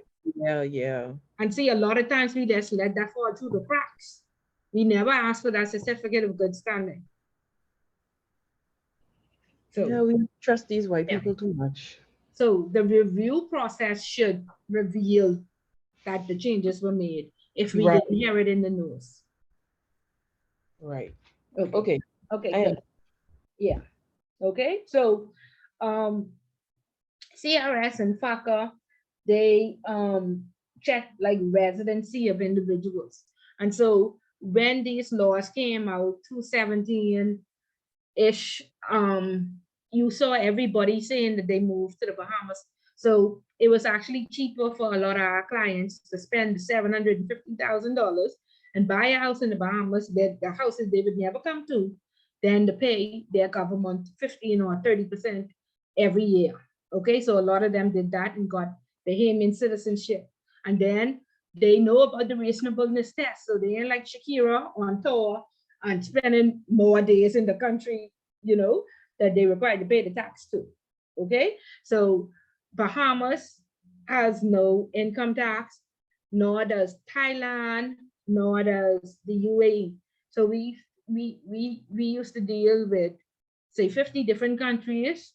We saw a mass exodus to those 3 countries. Okay, and so in our KYC, we had to start to ask for work permits and citizenships, and we had to make sure that they weren't expired. Okay, because you can't have a Swiss passport and talk but you live in the Bahamas. Okay, that's a conflict. And so, we move away from this proof of address, because anybody could go to BEC and say, I want a phone, or go to Cable Bahamas for their summer home and bring in a bill. So they check in our residency. Okay, and then nationality, and there's a big difference between nationality and citizenship. Okay, but I don't want to get into that. Okay, and so you want to make sure that you do have the proper documents, like let's say persons in Switzerland, like I said, had their account open when the taxes came out in 2017. We sent out CRS and FACA forms to everybody. Switzerland never said, don't send us the information until 2020. And so by the time it's 2020, we had to send out new forms to Switzerland. Panama also didn't, they were non-reciprocal in the beginning. They didn't want the information, they didn't sign into a treaty. Later on, they signed into a treaty. So in 2017 and 2018, we didn't report Panama. But when they signed into the treaty in 2020, everybody from Panama, we had to go out and get forms from them. Okay, and make sure that they were filled out properly.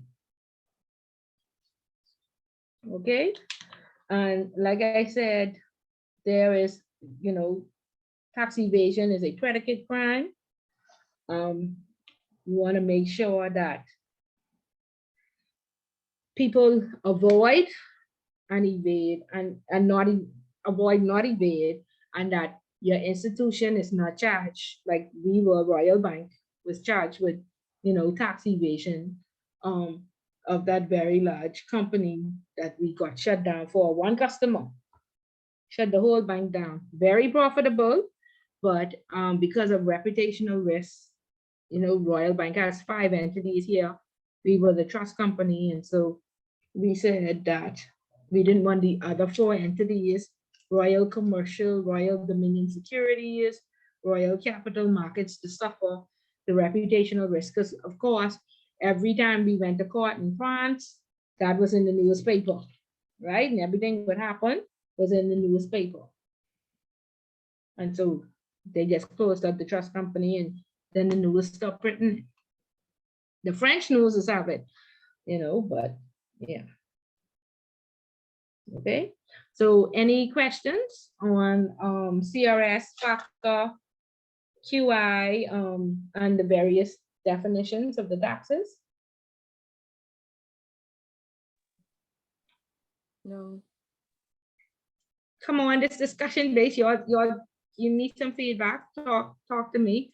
I trying to find out, was it Ashley, the difference between corporate and withholding? Just so we would know. Good question. You're asking me the difference, you said? No, I Googling it. I Googled it so we would know. So me and you would know. Oh, okay. Yeah, Miss Bullet has a lot. Listen, Miss Bullet has a lot of information, but I still have to do research. I still have to call my network. I still have to, look stuff up. So, Yeah. that's what you do. A lot of people stand up and pretend they know everything. Miss Bullet don't know. I just have to do research. Okay, and a lot of these things, like I said, it's a very complex area. And so don't ever be afraid to ask for help. Somebody always knows more than you or something different from you. So ask for help, and then Google is always right there. Okay, so corporate tax versus withholding tax. What is the difference? Yeah, because we were blacklisted at one point, because they said that we didn't have a corporate tax structure in place. So what happened was that in 2018, I think we updated the penal code, and we said that everybody will be charged with like tax evasion. But again, we used the staggered approach. So we didn't really want anybody, because we know that we was a tax haven for the last 30 years, and we didn't really want anybody to go to jail because their money was hidden in the Bahamas. So when the Bahamas updated the penal code in 2018, they said that you would be prosecuted for the fraud and VAT and customs duty.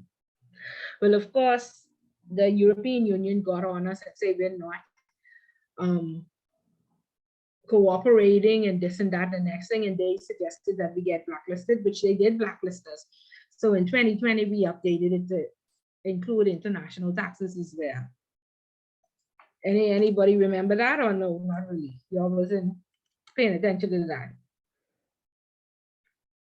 Y'all there? When y'all sleeping? Not paying No. attention.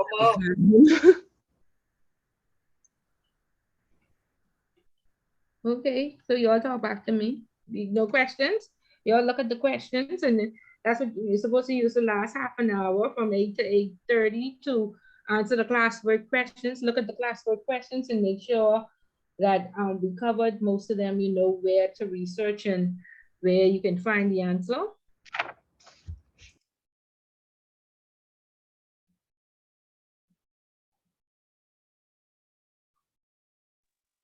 I had a question with the tax system, because I see that the textbook has said 2 tax systems that they use on provisions.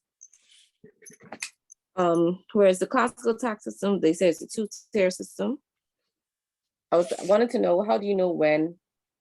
Well, I guess you say you're tax specialist, but when to use the system? No, the country, you would check the country and see what type of system the country uses. And that's how you know. Oh, so I see the imputation system as well. Okay. Yeah, so I think it would say there's a list of countries that use the classical, and then there's a list of that use the imputation one. You just have to look online and see which type. And I think that's what tax lawyers, that's where their starting point is. When you say, okay, I'm from Switzerland, and how should this form be filled up versus I'm from the US. Yeah. Okay.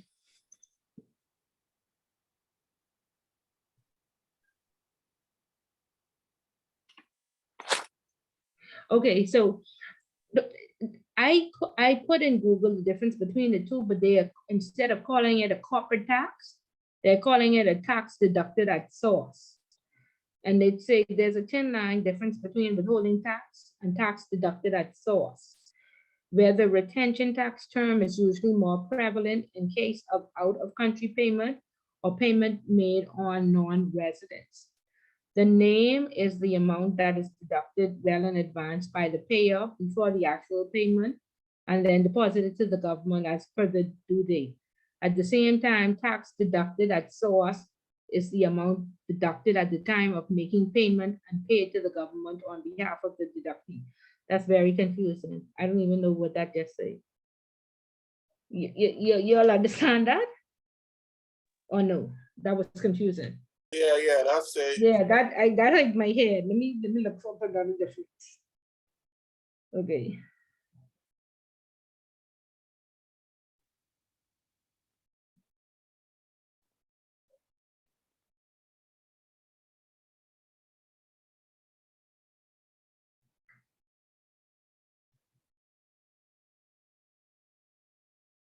See, it says corporate tax is an expense for the business. Okay, so I think when they charge the corporate taxes on companies, which may hold a higher percentage. So, Ms. Bullitt, in reference to that, that's more or less, that's the one with the two different styles of taxation, right? The classical as well as the other. And that's in regards to dividends, right, and interest, right? Yeah, she's just asking if dividends would be charged twice. Only in the classical sense, right? See, that's what I'm saying. I really don't know. It says corporate tax is charged on a business profits, either by the income statement method or by the balance sheet method. And then withholding tax is applied to certain types of income, such as interest, dividends, salaries, whereby the payer deducts the tax at source from income of the payee. So you go and invest in the market, right? If you want to invest $100,000, we taking out that you have to have that 40% right there. There's no, I will pay that later. You see what I mean? And so our responsibility as a qualified intermediary is to make sure before we let them invest on our platform that we collect that $4,000 for the US government. Okay, and when we upload into CRS and FACA, for companies as well as for individuals, we tell them what was the dividend, what was the interest, and how much money they have on their account. Okay, so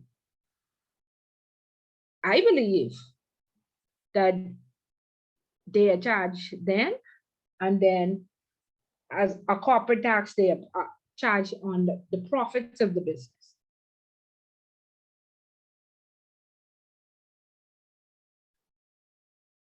Okay, and I don't think they're charged twice. I don't think they're charged in the withholding taxes, the fee, let's just say the fee to then invest into the market.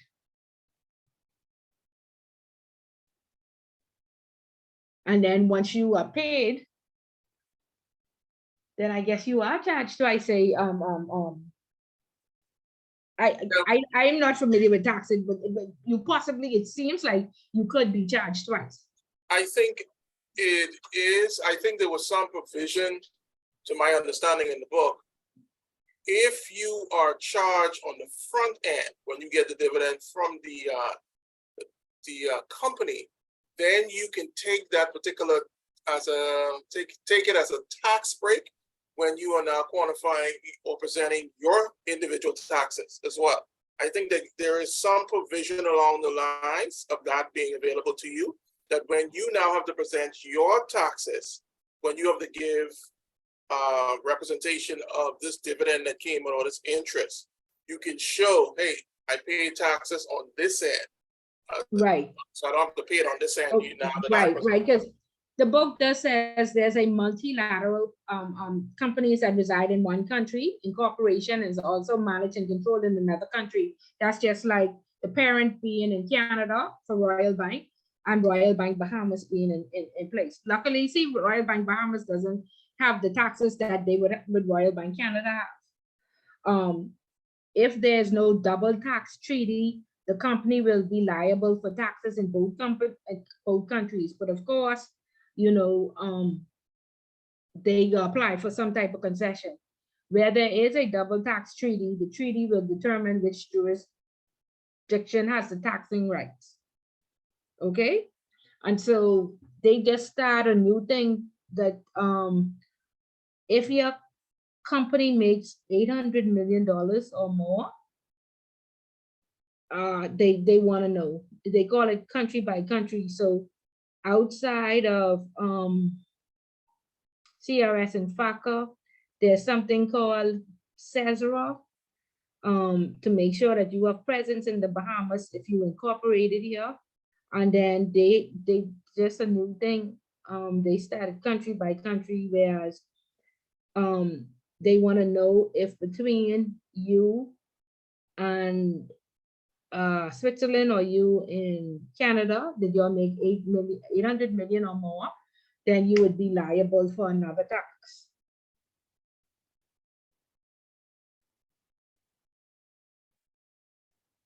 Yeah, so it seems like there is a difference, but like these people are very savvy. They are going to either you apply for concession, because even with the withholding tax, I think across the board, it's 30% or 40%. But we do have like a senior citizen category. So some people, and that's another thing that I check for when I'm doing the audit, that everybody who has a double tax treaty, the double tax treaty would say this is supposed to be 30%, 10% goes to the US, 15% goes to Switzerland, something like that. And so there are different tax brackets that I have to check, that these people have their approvals on file for whatever tax bracket they fall in. So the senior citizens pay 15%. The people with double tax treaties, some pay 10, some pay 15, some pay 20. And you find, like I say, these people are on this because they call the bank complaining. Why did you debit my account this? Blah, blah, blah, blah. You know, and we say for withholding, no, I have a treaty on file, or I'm a senior citizen. And they always getting it, you know, reversals and approvals and stuff like that. So, like I say, people who invest in the market, they are very savvy, and they understand how the taxes in their country work, and they read this tax for dummies and loopholes, and they are on it. And you would find that relationship managers, like, it's a very competitive world out there. When you get $1 million customer, you break your back for them, and you read, because that's where you become popular. And once they say, listen, my banker has found a way for me to say 15%, they on the golf course talking. The next day they come and open an account with you, and, you know, by word of mouth. And so only the very savvy bankers, you know, really making it right now, because you have to be able to read, understand these tax laws, and understand how to save these people money. Okay, because there's no more evasion. There's avoidance, and that is fine.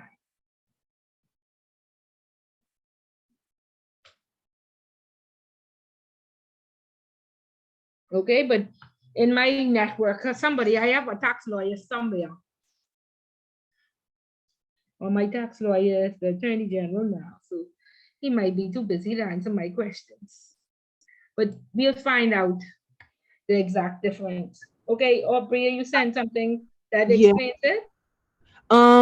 It don't necessarily explain it in full detail, but given that it that's PwC's they kind of provide like a light definition, and then they offer some tax rates with the corporate tax, well, pretty much with all the taxes.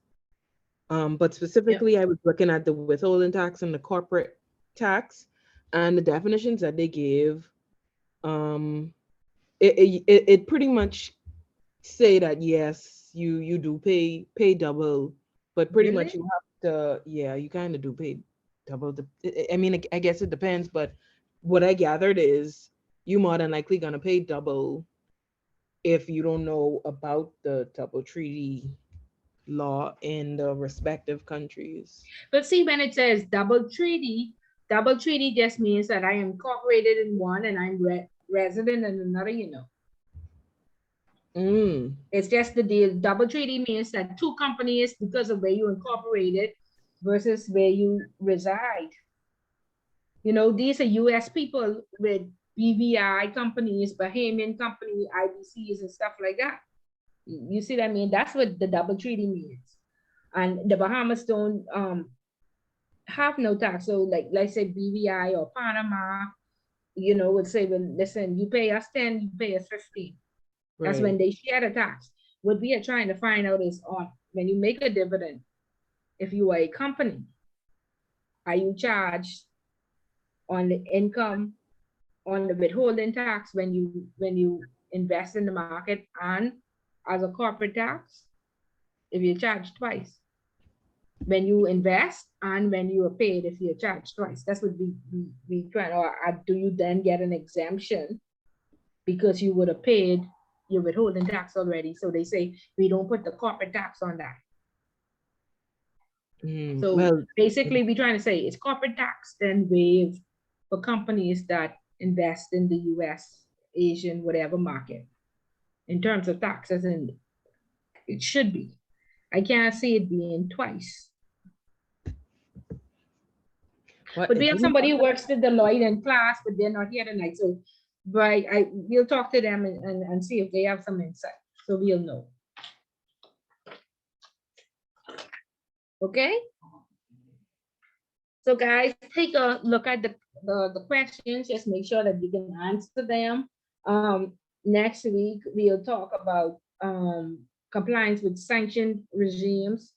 Again, very easy, unfamiliar territory for the Bahamas, but we'll be all been paying attention to the war in Russia. So we should know about the sanctions for Russia, but very easy to answer on the exam. There's normally a question about section 319 of the Patriot Act. There's some questions about the extraterritorial arm of the US dollar.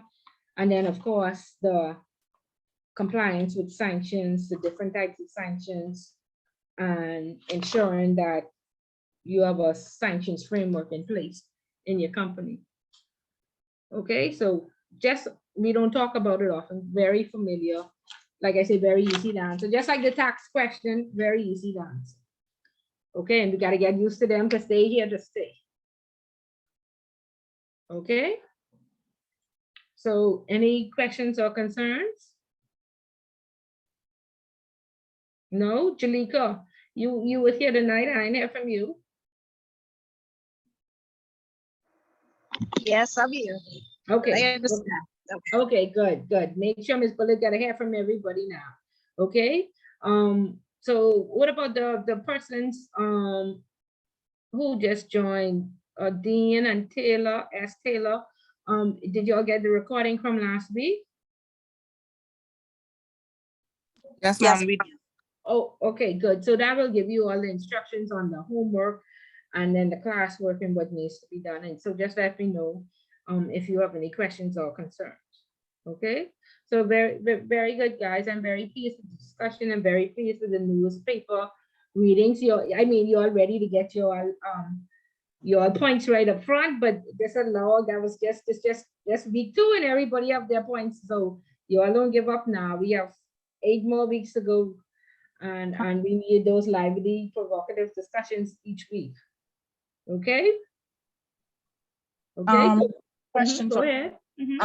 The section 319, we'll discuss it next class or? Yeah, we'll talk about chapter 3, all of that in chapter 3. Oh, okay. Yeah. All of that in chapter 3, so that'll be next week. Ms. Bullitt. Yes. Now I know the FATF, they sent out their 40 recommendation, a lot of verbiage. Are we tested on that? Are we to know the 40 recommendations? I mean, verbatim, No, not verbatim, but no, they are case understanding 1. of it. Yeah, case 1, you just need to be able to recognize it and to know how to look through it. At the back of your book, there's case 1, right? And you just want to make sure that you are familiar. That's fine. Look at the table of contents. We talk about recommendation 1. There's 4 chapters in the book on risk, and recommendation 1 talks about the risk-based approach. So I always say, these are the 40 recommendations. There is an updated, you always look at the date. I have people constantly writing me reports on outdated recommendation, and getting it wrong. So there's a 2022 or 2021 version. That's the first thing you do, check the date. When you go to Google, the old version always comes up first. And so you write a whole essay on the wrong thing. Then you go to the table of contents. You want to just familiarize yourself with them. Okay. And then you want to know that the Bahamas was deficient in 22 of these 40 recommendations. You just want to be able to recognize them. So you could probably spend, I attached a mutual evaluation agreement for the Bahamas. Last week, we looked at how to go on the FATF site. We saw an update form from them saying where the Bahamas was at. I told you to go look through the key findings and see what we did to update. Okay, so that's what's important. And so with all this reading, all of this says is countries should assess their risks and put controls in place to protect their country against that risk. So if countries must do it, then companies should assess their risks and then put controls in place to mitigate against that risk. Okay, and what are these controls that we speak of? We offer PEPs. We offer accounts to politically exposed persons, and we know that they are very high risk. So we mark them as high risk. We let the board approve them. We review them annually, and we do enhanced due diligence across their accounts. Okay, they are the controls that we put in place to protect the company against the risk of having a politically exposed person.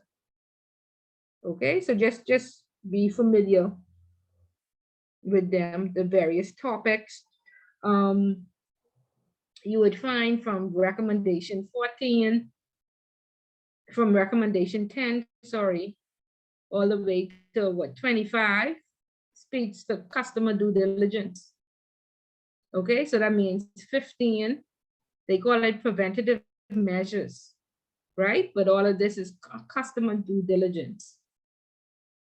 So out of the 40 recommendations, 15 on customer due diligence. Okay. So just some key facts, know where to find it. You know, you don't have to remember them. And even when you write, we suggest that you don't rehash the law. We know the law. So, and we know the recommendation. So you just say, the recommendation 10 states customer due diligence is to be carried out, blah, blah, blah. End the story. Don't write out the whole thing. Summarize it to the best of your ability. Okay, understood. Okay, good. Good. Any other questions or concerns? Yes, I have a question also. When referring to cases, how far back the date has to be? Like, I know in some classes they normally say don't go past 5 years because a lot of things are changing within that time frame. Yeah, I would say try to get the up-to-date ones because our law is changing to 18. So try to get anything after 218. You may have to go back to 216, but you will find that a lot of people in there, they might have started off with 50 charges and their charges would have been dropped because our laws were not retroactive. So when we look at like Michelle Rexley's case, I think she had 59 charges. She probably have 18 now because at the time she committed the crime, it was not a law on our books. So not that she was innocent, it was just that the law did not go back to being retroactive. Okay, so 218 would be good. Don't go beyond 218. Okay. Okay. Ms. Bullard, I have a question about the final exam. Okay. What's the structure gonna be? Like how many multiple choice, how many essay? I can't remember if you said it last class. I said it in the last class. Oh, Pull it up. Let's look. Let's see where it is, just so we would know. There we go. Let's see. This will be not where to find Eddie. Where you just come from, Eddie? Eddie, where you been? And I had a question. Yeah, my power was off. Oh, okay. Power just came back. Like, oh, they started their Eddie, hurricane preparation. I really thought the people was gonna be supervisor tonight. I didn't think nobody was gonna be in class, but everybody show up. Yeah. Everybody show up. Okay, so that's good. Yeah, because my power going off probably with 5:30, 5:35, 45. Yeah. What? Yeah. Okay, Priya, right there. That's the final exam. One mandatory question with 20 points, 15 multiple choice questions, 2 points each, and 4 essays, 10 points each. So the 4 essays include the mandatory. No, the mandatory is the 5th essay. Oh, okay. Yeah, so you would have 10 choices, and then you select 4 essays. The mandatory is mandatory. Everybody has to do it. And remember, I said this is why I recommend that you do question 1. Because more than likely that would be the mandatory question, but okay, that might change. But do question 1. Just make sure that you understand how to answer. Okay, thank you. Okay, all right. Yeah, Eddie, you know anything about taxes? Yes. Yeah, I know. Okay. I Okay, because tonight we talked about chapter 2, and there's a question on corporate tax versus withholding tax. So we know withholding tax, it says income such as interest and dividends and salary, right? And then corporate tax is charged on a business profit, either by income statement method or balance sheet method. So a company is charged twice. If they invest in the market, they are charged. They are charged, right? When we report them for CRS and FACA, they are charged on the dividend. We report the dividend. Are they also charged on their income statement? No, in the Bahamas, we don't have no income tax, and we don't have no flat corporation tax like how in the States, you know, they would have in the Bahamas. We know it wouldn't be in the Bahamas, but we talking about like in the US. Right. Yeah, in the US, yeah, they would also be taxed. They would be taxed on their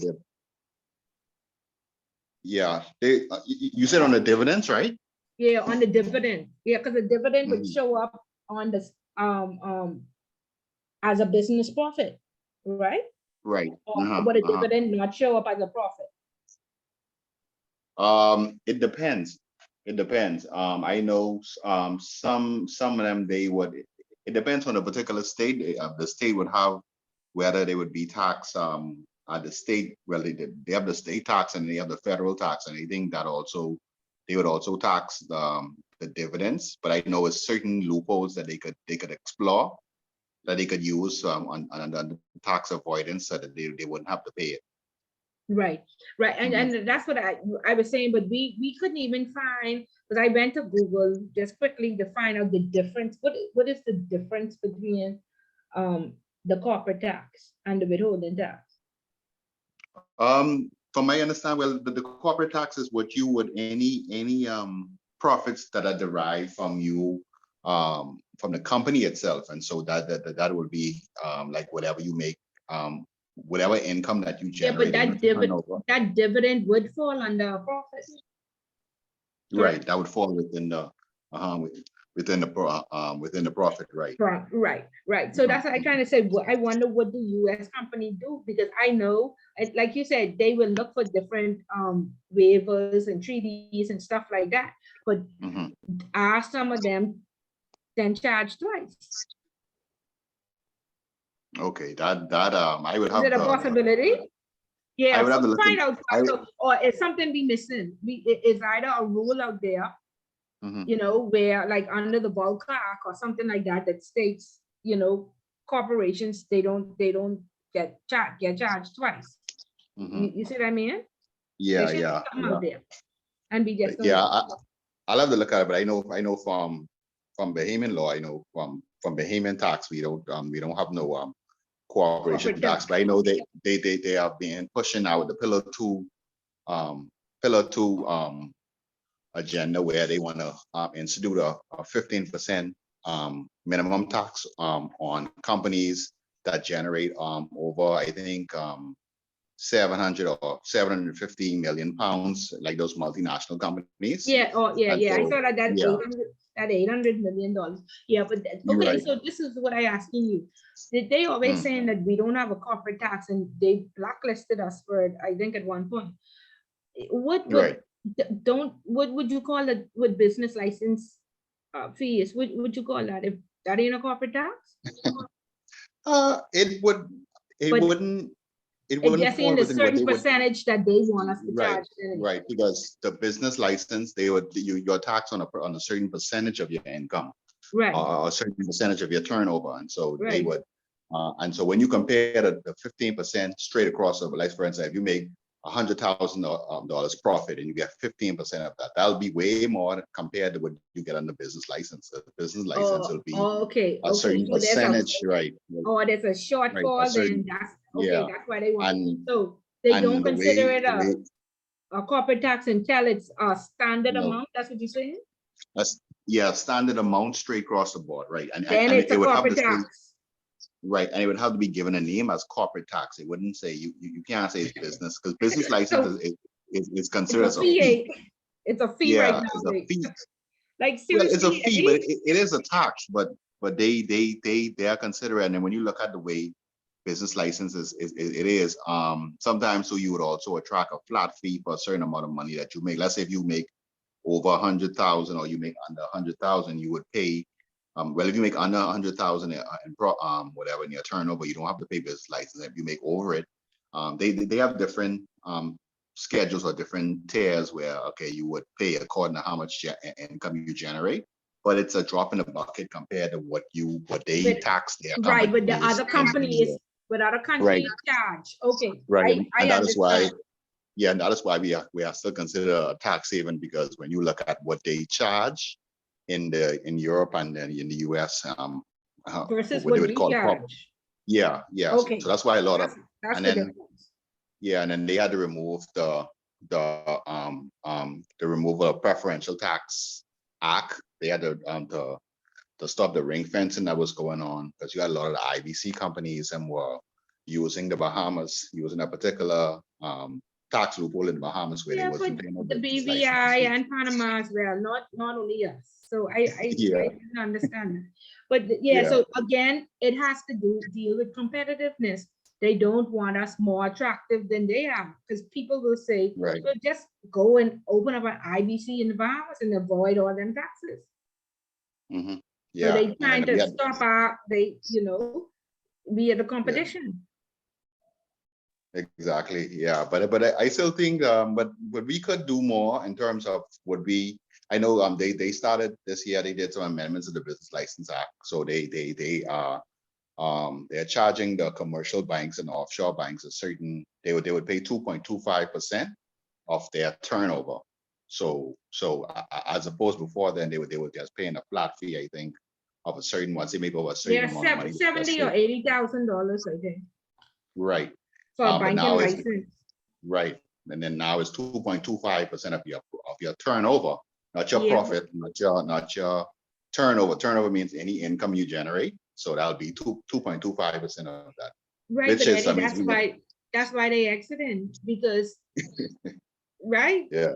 That's Yeah, no yeah, that's difference. why. You go from paying 70 or 80,000 to 2.5%. They make Royal Bank is announced they make 11 and $12 million a year. Yeah.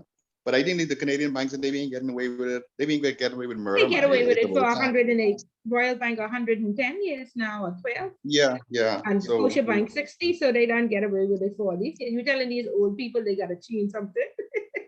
yeah, we have to get back something, because they removed the 2%, well, the 10%, they go from 12 to 12% to 10%. So they have to make up the shortfall somewhere. Yeah, So but either Eddie, taxes. that will cause them to exit. That's what Yeah, happens. They pack up and they leave, yeah, right? yeah. Hmm. They ain't gonna pay. If you won't pay for 100 years, you can pay now. Yeah, Exactly. so there you go. They get the Yeah. same waivers that the big hotels get when Atlantis and Bahama, all them Mhm. concessions and things. It could be Mhm. that or they could leave. Yeah, so when we join the rest of the world and we are no longer more attractive and competitive, these people just pack up and leave. They say we ain't paying, and they leave, and then more jobs are lost. And that's what happened with the industry. The industry is, banking used to be a second sector. Used to be 20% of their GDP. Now they saying it's 3%. We lost 17%. I don't know if that's true. Because of compliance, because of all these rules and regulations, because of these 40 regulations is expensive. Okay, so we could put it in place and think that we can make money. They could just leave, exit jurisdiction. That's what's been happening. So we can't afford it. Exit. Okay. All right, so we dealt with the taxes, right? Because I was looking at checking the book now because power just came on. Yeah. So we dealt with all of that. Yeah. Okay. So just get the recording from Miguel. Okay. Yeah. Okay. Yeah. I have a question in relation to assignment. Assignment we doing. We are to look at the Egmont cases, right? The three cases in the book. 3 cases. And it says the techniques, if you identify the techniques of the flow of money. I don't have it before me. I can't pull up the. Okay, I can share it right now. There you go. Yeah. Okay. So you read the 3 cases at the back. You do a summary of each case, and then you say, give similar cases that happen in the Bahamas. You confirm if this is an issue, if bribery and corruption is an issue in the Bahamas as well. And if it is, then you present the cases, you present an overview. All right. So we looking for, does it have to be 3 cases, or do we have one? If we could find one case that specifically talk about one of the, because I read 2, because you're doing an overview of the 3 cases. Remember, this could be 20 points on the exam. Right. So you want to get as much research in as possible. So do an overview of the 3 cases at the back, and then at least 2 cases in the Bahamas. And then even if it's not a case, the 3rd case talks about, government employee using, some of the money to benefit itself. And of course, we know that's what we talked about tonight. Once the politicians get in, they want big houses. Then we know every government entity we go into, you need a tip for the people to do their work, right? So it go along those lines. Because I saw one particular case. Yeah, I saw one of the cases would mirror a case that I want to use, but I thought of 2. I didn't really see any correlation, or I can't find any cases that I could mirrors that I could use as an example. So that's why I was asking that. Okay, Frank Smith, Kendrick Dorset, Adrian Gibson, Shane Gibson, Fred Ramsey. Yeah, Fred Ramsey. Okay. All right, so I guess got to see how, and then also it said discuss the techniques and methods used for the flow of criminal money. So we would have because the Egmont group doesn't necessarily give, or we would just have to use. They do. They tell you exactly what happened in the case and how the people transfer the money back and forth. Oh, so that's the techniques there. Yeah, that's the techniques and the methods they use. Somebody used Western Union. Somebody used I can't recall off the top of my head. Yeah, but when you read the cases, it'll tell you exactly what they did and how they transferred the money back and forth. All right, so you'd use that particular, use one of the techniques that they use and see and try to find a case here locally that matches. Yeah, but you mightn't necessarily find the technique. If the question asking you, does the Bahamas have the same issue of corruption and bribery? Of course. Okay, so there you go. So then go with the cases where persons were charged with corruption and bribery. Yeah, it's in green in our DNA. Yeah. So there you go. And like I say, some people have on unofficially, it's you walk into a government entity to do their jobs. They want a bribe. They want to be paid to do what they are paid to do, right? Then Hiram Cox took $10,000 from somebody to expedite the contract or something to that, or decreases his VAT payment to the government. Oh, yes, yes, yes, yes, Yeah, yes, yes. you know, stuff like that. So Okay. a couple of cases. So look up But Hiram Cox, look up was Stanley he, was he, Gibson. but wasn't he transferred to, Even to another ministry? he was just acquitted about last month. He was acquitted. That was his Uh, third rodeo. and he was then When transferred to we another go, ministry, right? listen, when we go, that's my good friend. We'll talk about Hiram. When we go to cooperation with the authorities, I can tell you all how how we had to cooperate with the authorities. And he got handcuffed on our job. Okay, but I can say if that's you up to now. But you leave my good buddy alone. He's up the best parties. Okay? Yeah, so a couple names of whether they get acquitted or not, once they were charged or accused of bribery and corruption, you use those cases. Okay, all right. So Yeah. that should be okay. I understand it now. I understand it. Okay. Okay, good. Good. Any other questions or concerns? Okay, guys. I think y'all started the WhatsApp group last week. Priya, is that up and running? Yeah, it is. So I Okay. guess any of the new people want to give me, I guess put the number in the chat just before we exit. I get at it right away. Yeah, okay, because a big thing, this is very intellectual. I'm very pleased with the number of males and how interactive and knowledgeable they are. This bullet normally has 19 women and 1 male. Okay, so I'm very enthused, and all the males have been speaking up, they've been participating, and I'm very pleased. So this WhatsApp group for the new people, for you to network, for you to share ideas, for you to study together, for you to attend civic organizations together. Okay, Yeah, so please we join trying it to and make we trying to make our 100K a year. You know, okay, be there a you go. compliance There you go, officer. Yeah, Eddie. There you yeah. go. We tired. There you go. We So tired of help making each other. 30K. We tired of making a little 30 measly K. We gonna make 100K now. There you go. And there you go. Very good. Okay, guys. So get together and share information, and then for your civic organization, a lot of people are timid, and go together, and network and meet the right people. Okay. So if there are no questions or concerns, you'll have a great week. Please be safe in this storm. Don't take it lightly.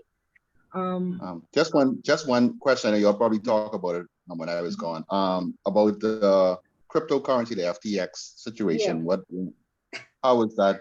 Is that a cause for concern? I mean, is London Bridge falling or? Well, yeah, we talked about it.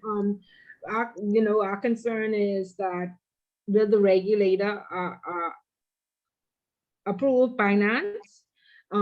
It's rumored out there that they have an issue with a few regulators around the world, and so we don't know if the Securities Commission will approve them, and then we don't know exactly what's going to be, what's going to transpire like across and then once again, yeah, once again, like how we was discussing in another class, we are reactive as opposed to being proactive. Right. So where's the big bad regulator in this instance? Well, they closed today because of the storm.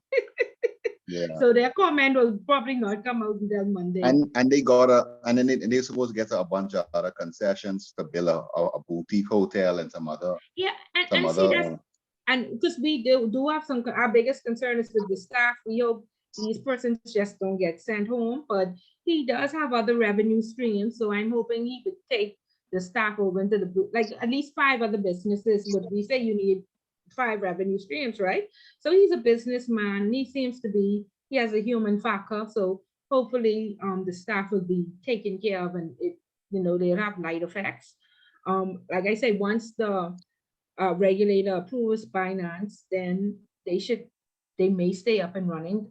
There may be some changes, and there may not. So let's be hopeful. But we feel that Binance has manipulated this purchase because they put out the negative media, and they know that Binance is the next largest crypto exchange in the world, along with FTX. They put out this negative media, And so there was a bank run, and we saw the $6 billion being withdrawn within 72 hours. And so now the value of the company has gone down, and now you want to buy it. So we don't know if it's strategy or planned or what it is, but I see a lot of negative media in regards to FTX coming out from, it seems like from September of this year, there was a lot of negative reviews and negative comments in terms of service and various stuff on the internet. So it seems like they knew they were headed,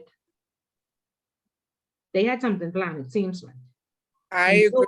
We hope it's not manipulation. They called FTX called a shareholders meeting at the end of September for October. I think this was all planned. Okay. Yeah. Perhaps. I used to work there, and I can tell you they don't care about the employees.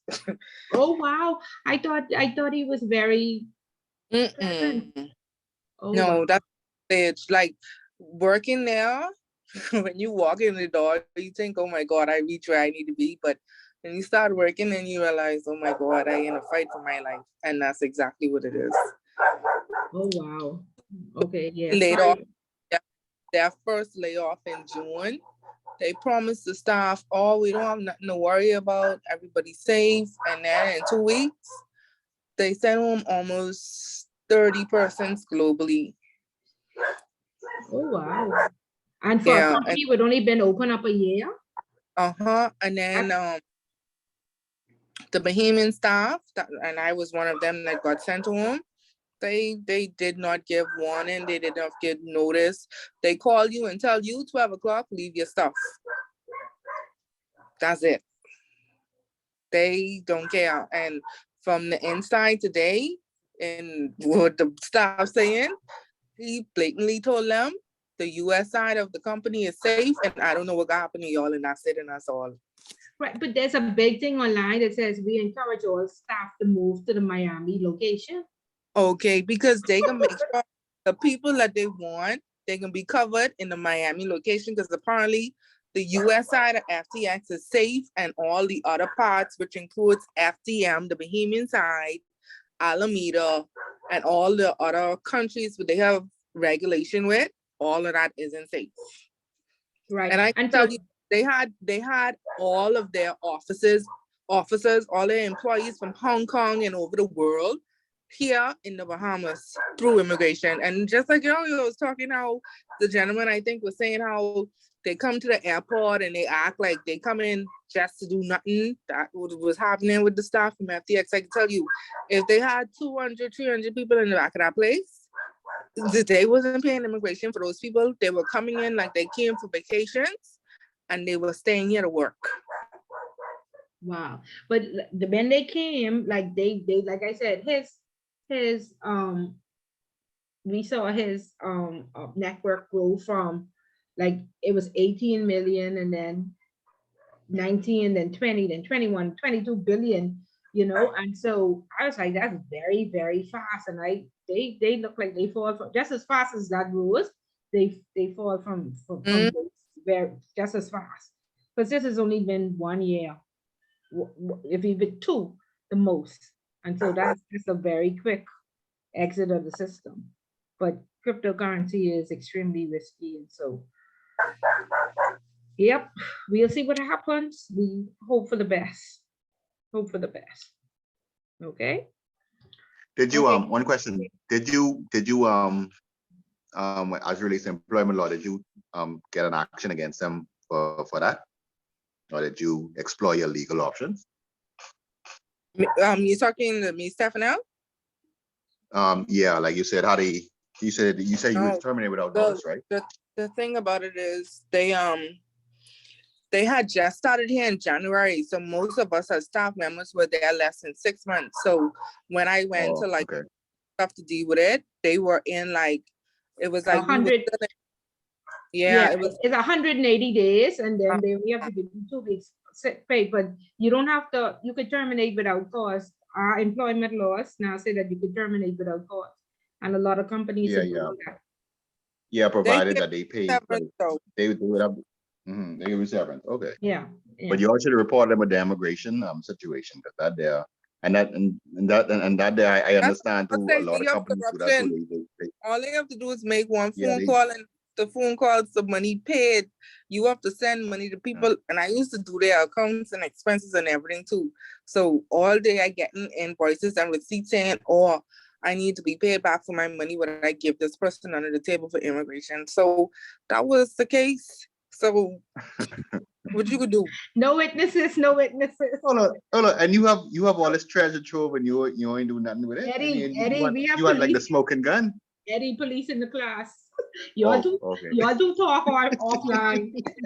Exchange numbers. Julian, you All sleep? right. Julian, I hope you sleep. Y'all do talk offline. Please excuse Stephanie. Please give Eddie your number. I heard them. Don't worry about it. Julian, Yeah. you don't hear that. They're good. Oh Lord, oh God. But anyway, there are a lot of issues in this country, and that they need to come to light. And that's why I say we need educated, ethical persons in these positions with a strong ethical network. Okay, and one by one we can make a change. You know, and I read something today say, you know, write your goals, and they may be difficult, but if you start today, in 5 years, you could possibly achieve them. But if you don't start today, please don't complain about the changes you want for the next 5 years. Okay, so start today. And like I say, this is a good group, you know, very intellectual men that we normally don't have. Ladies, take advantage of this network. Okay. Okay, guys, well, be safe in this storm, and use your time wisely to catch up on some studying, but relax, and have a productive week, and we'll talk about sanctions next week. Okay, so y'all take care, and I'll see y'all next week. Okay, y'all have a good evening. All right. Good night. Okay, Good night, all everybody. right, good night.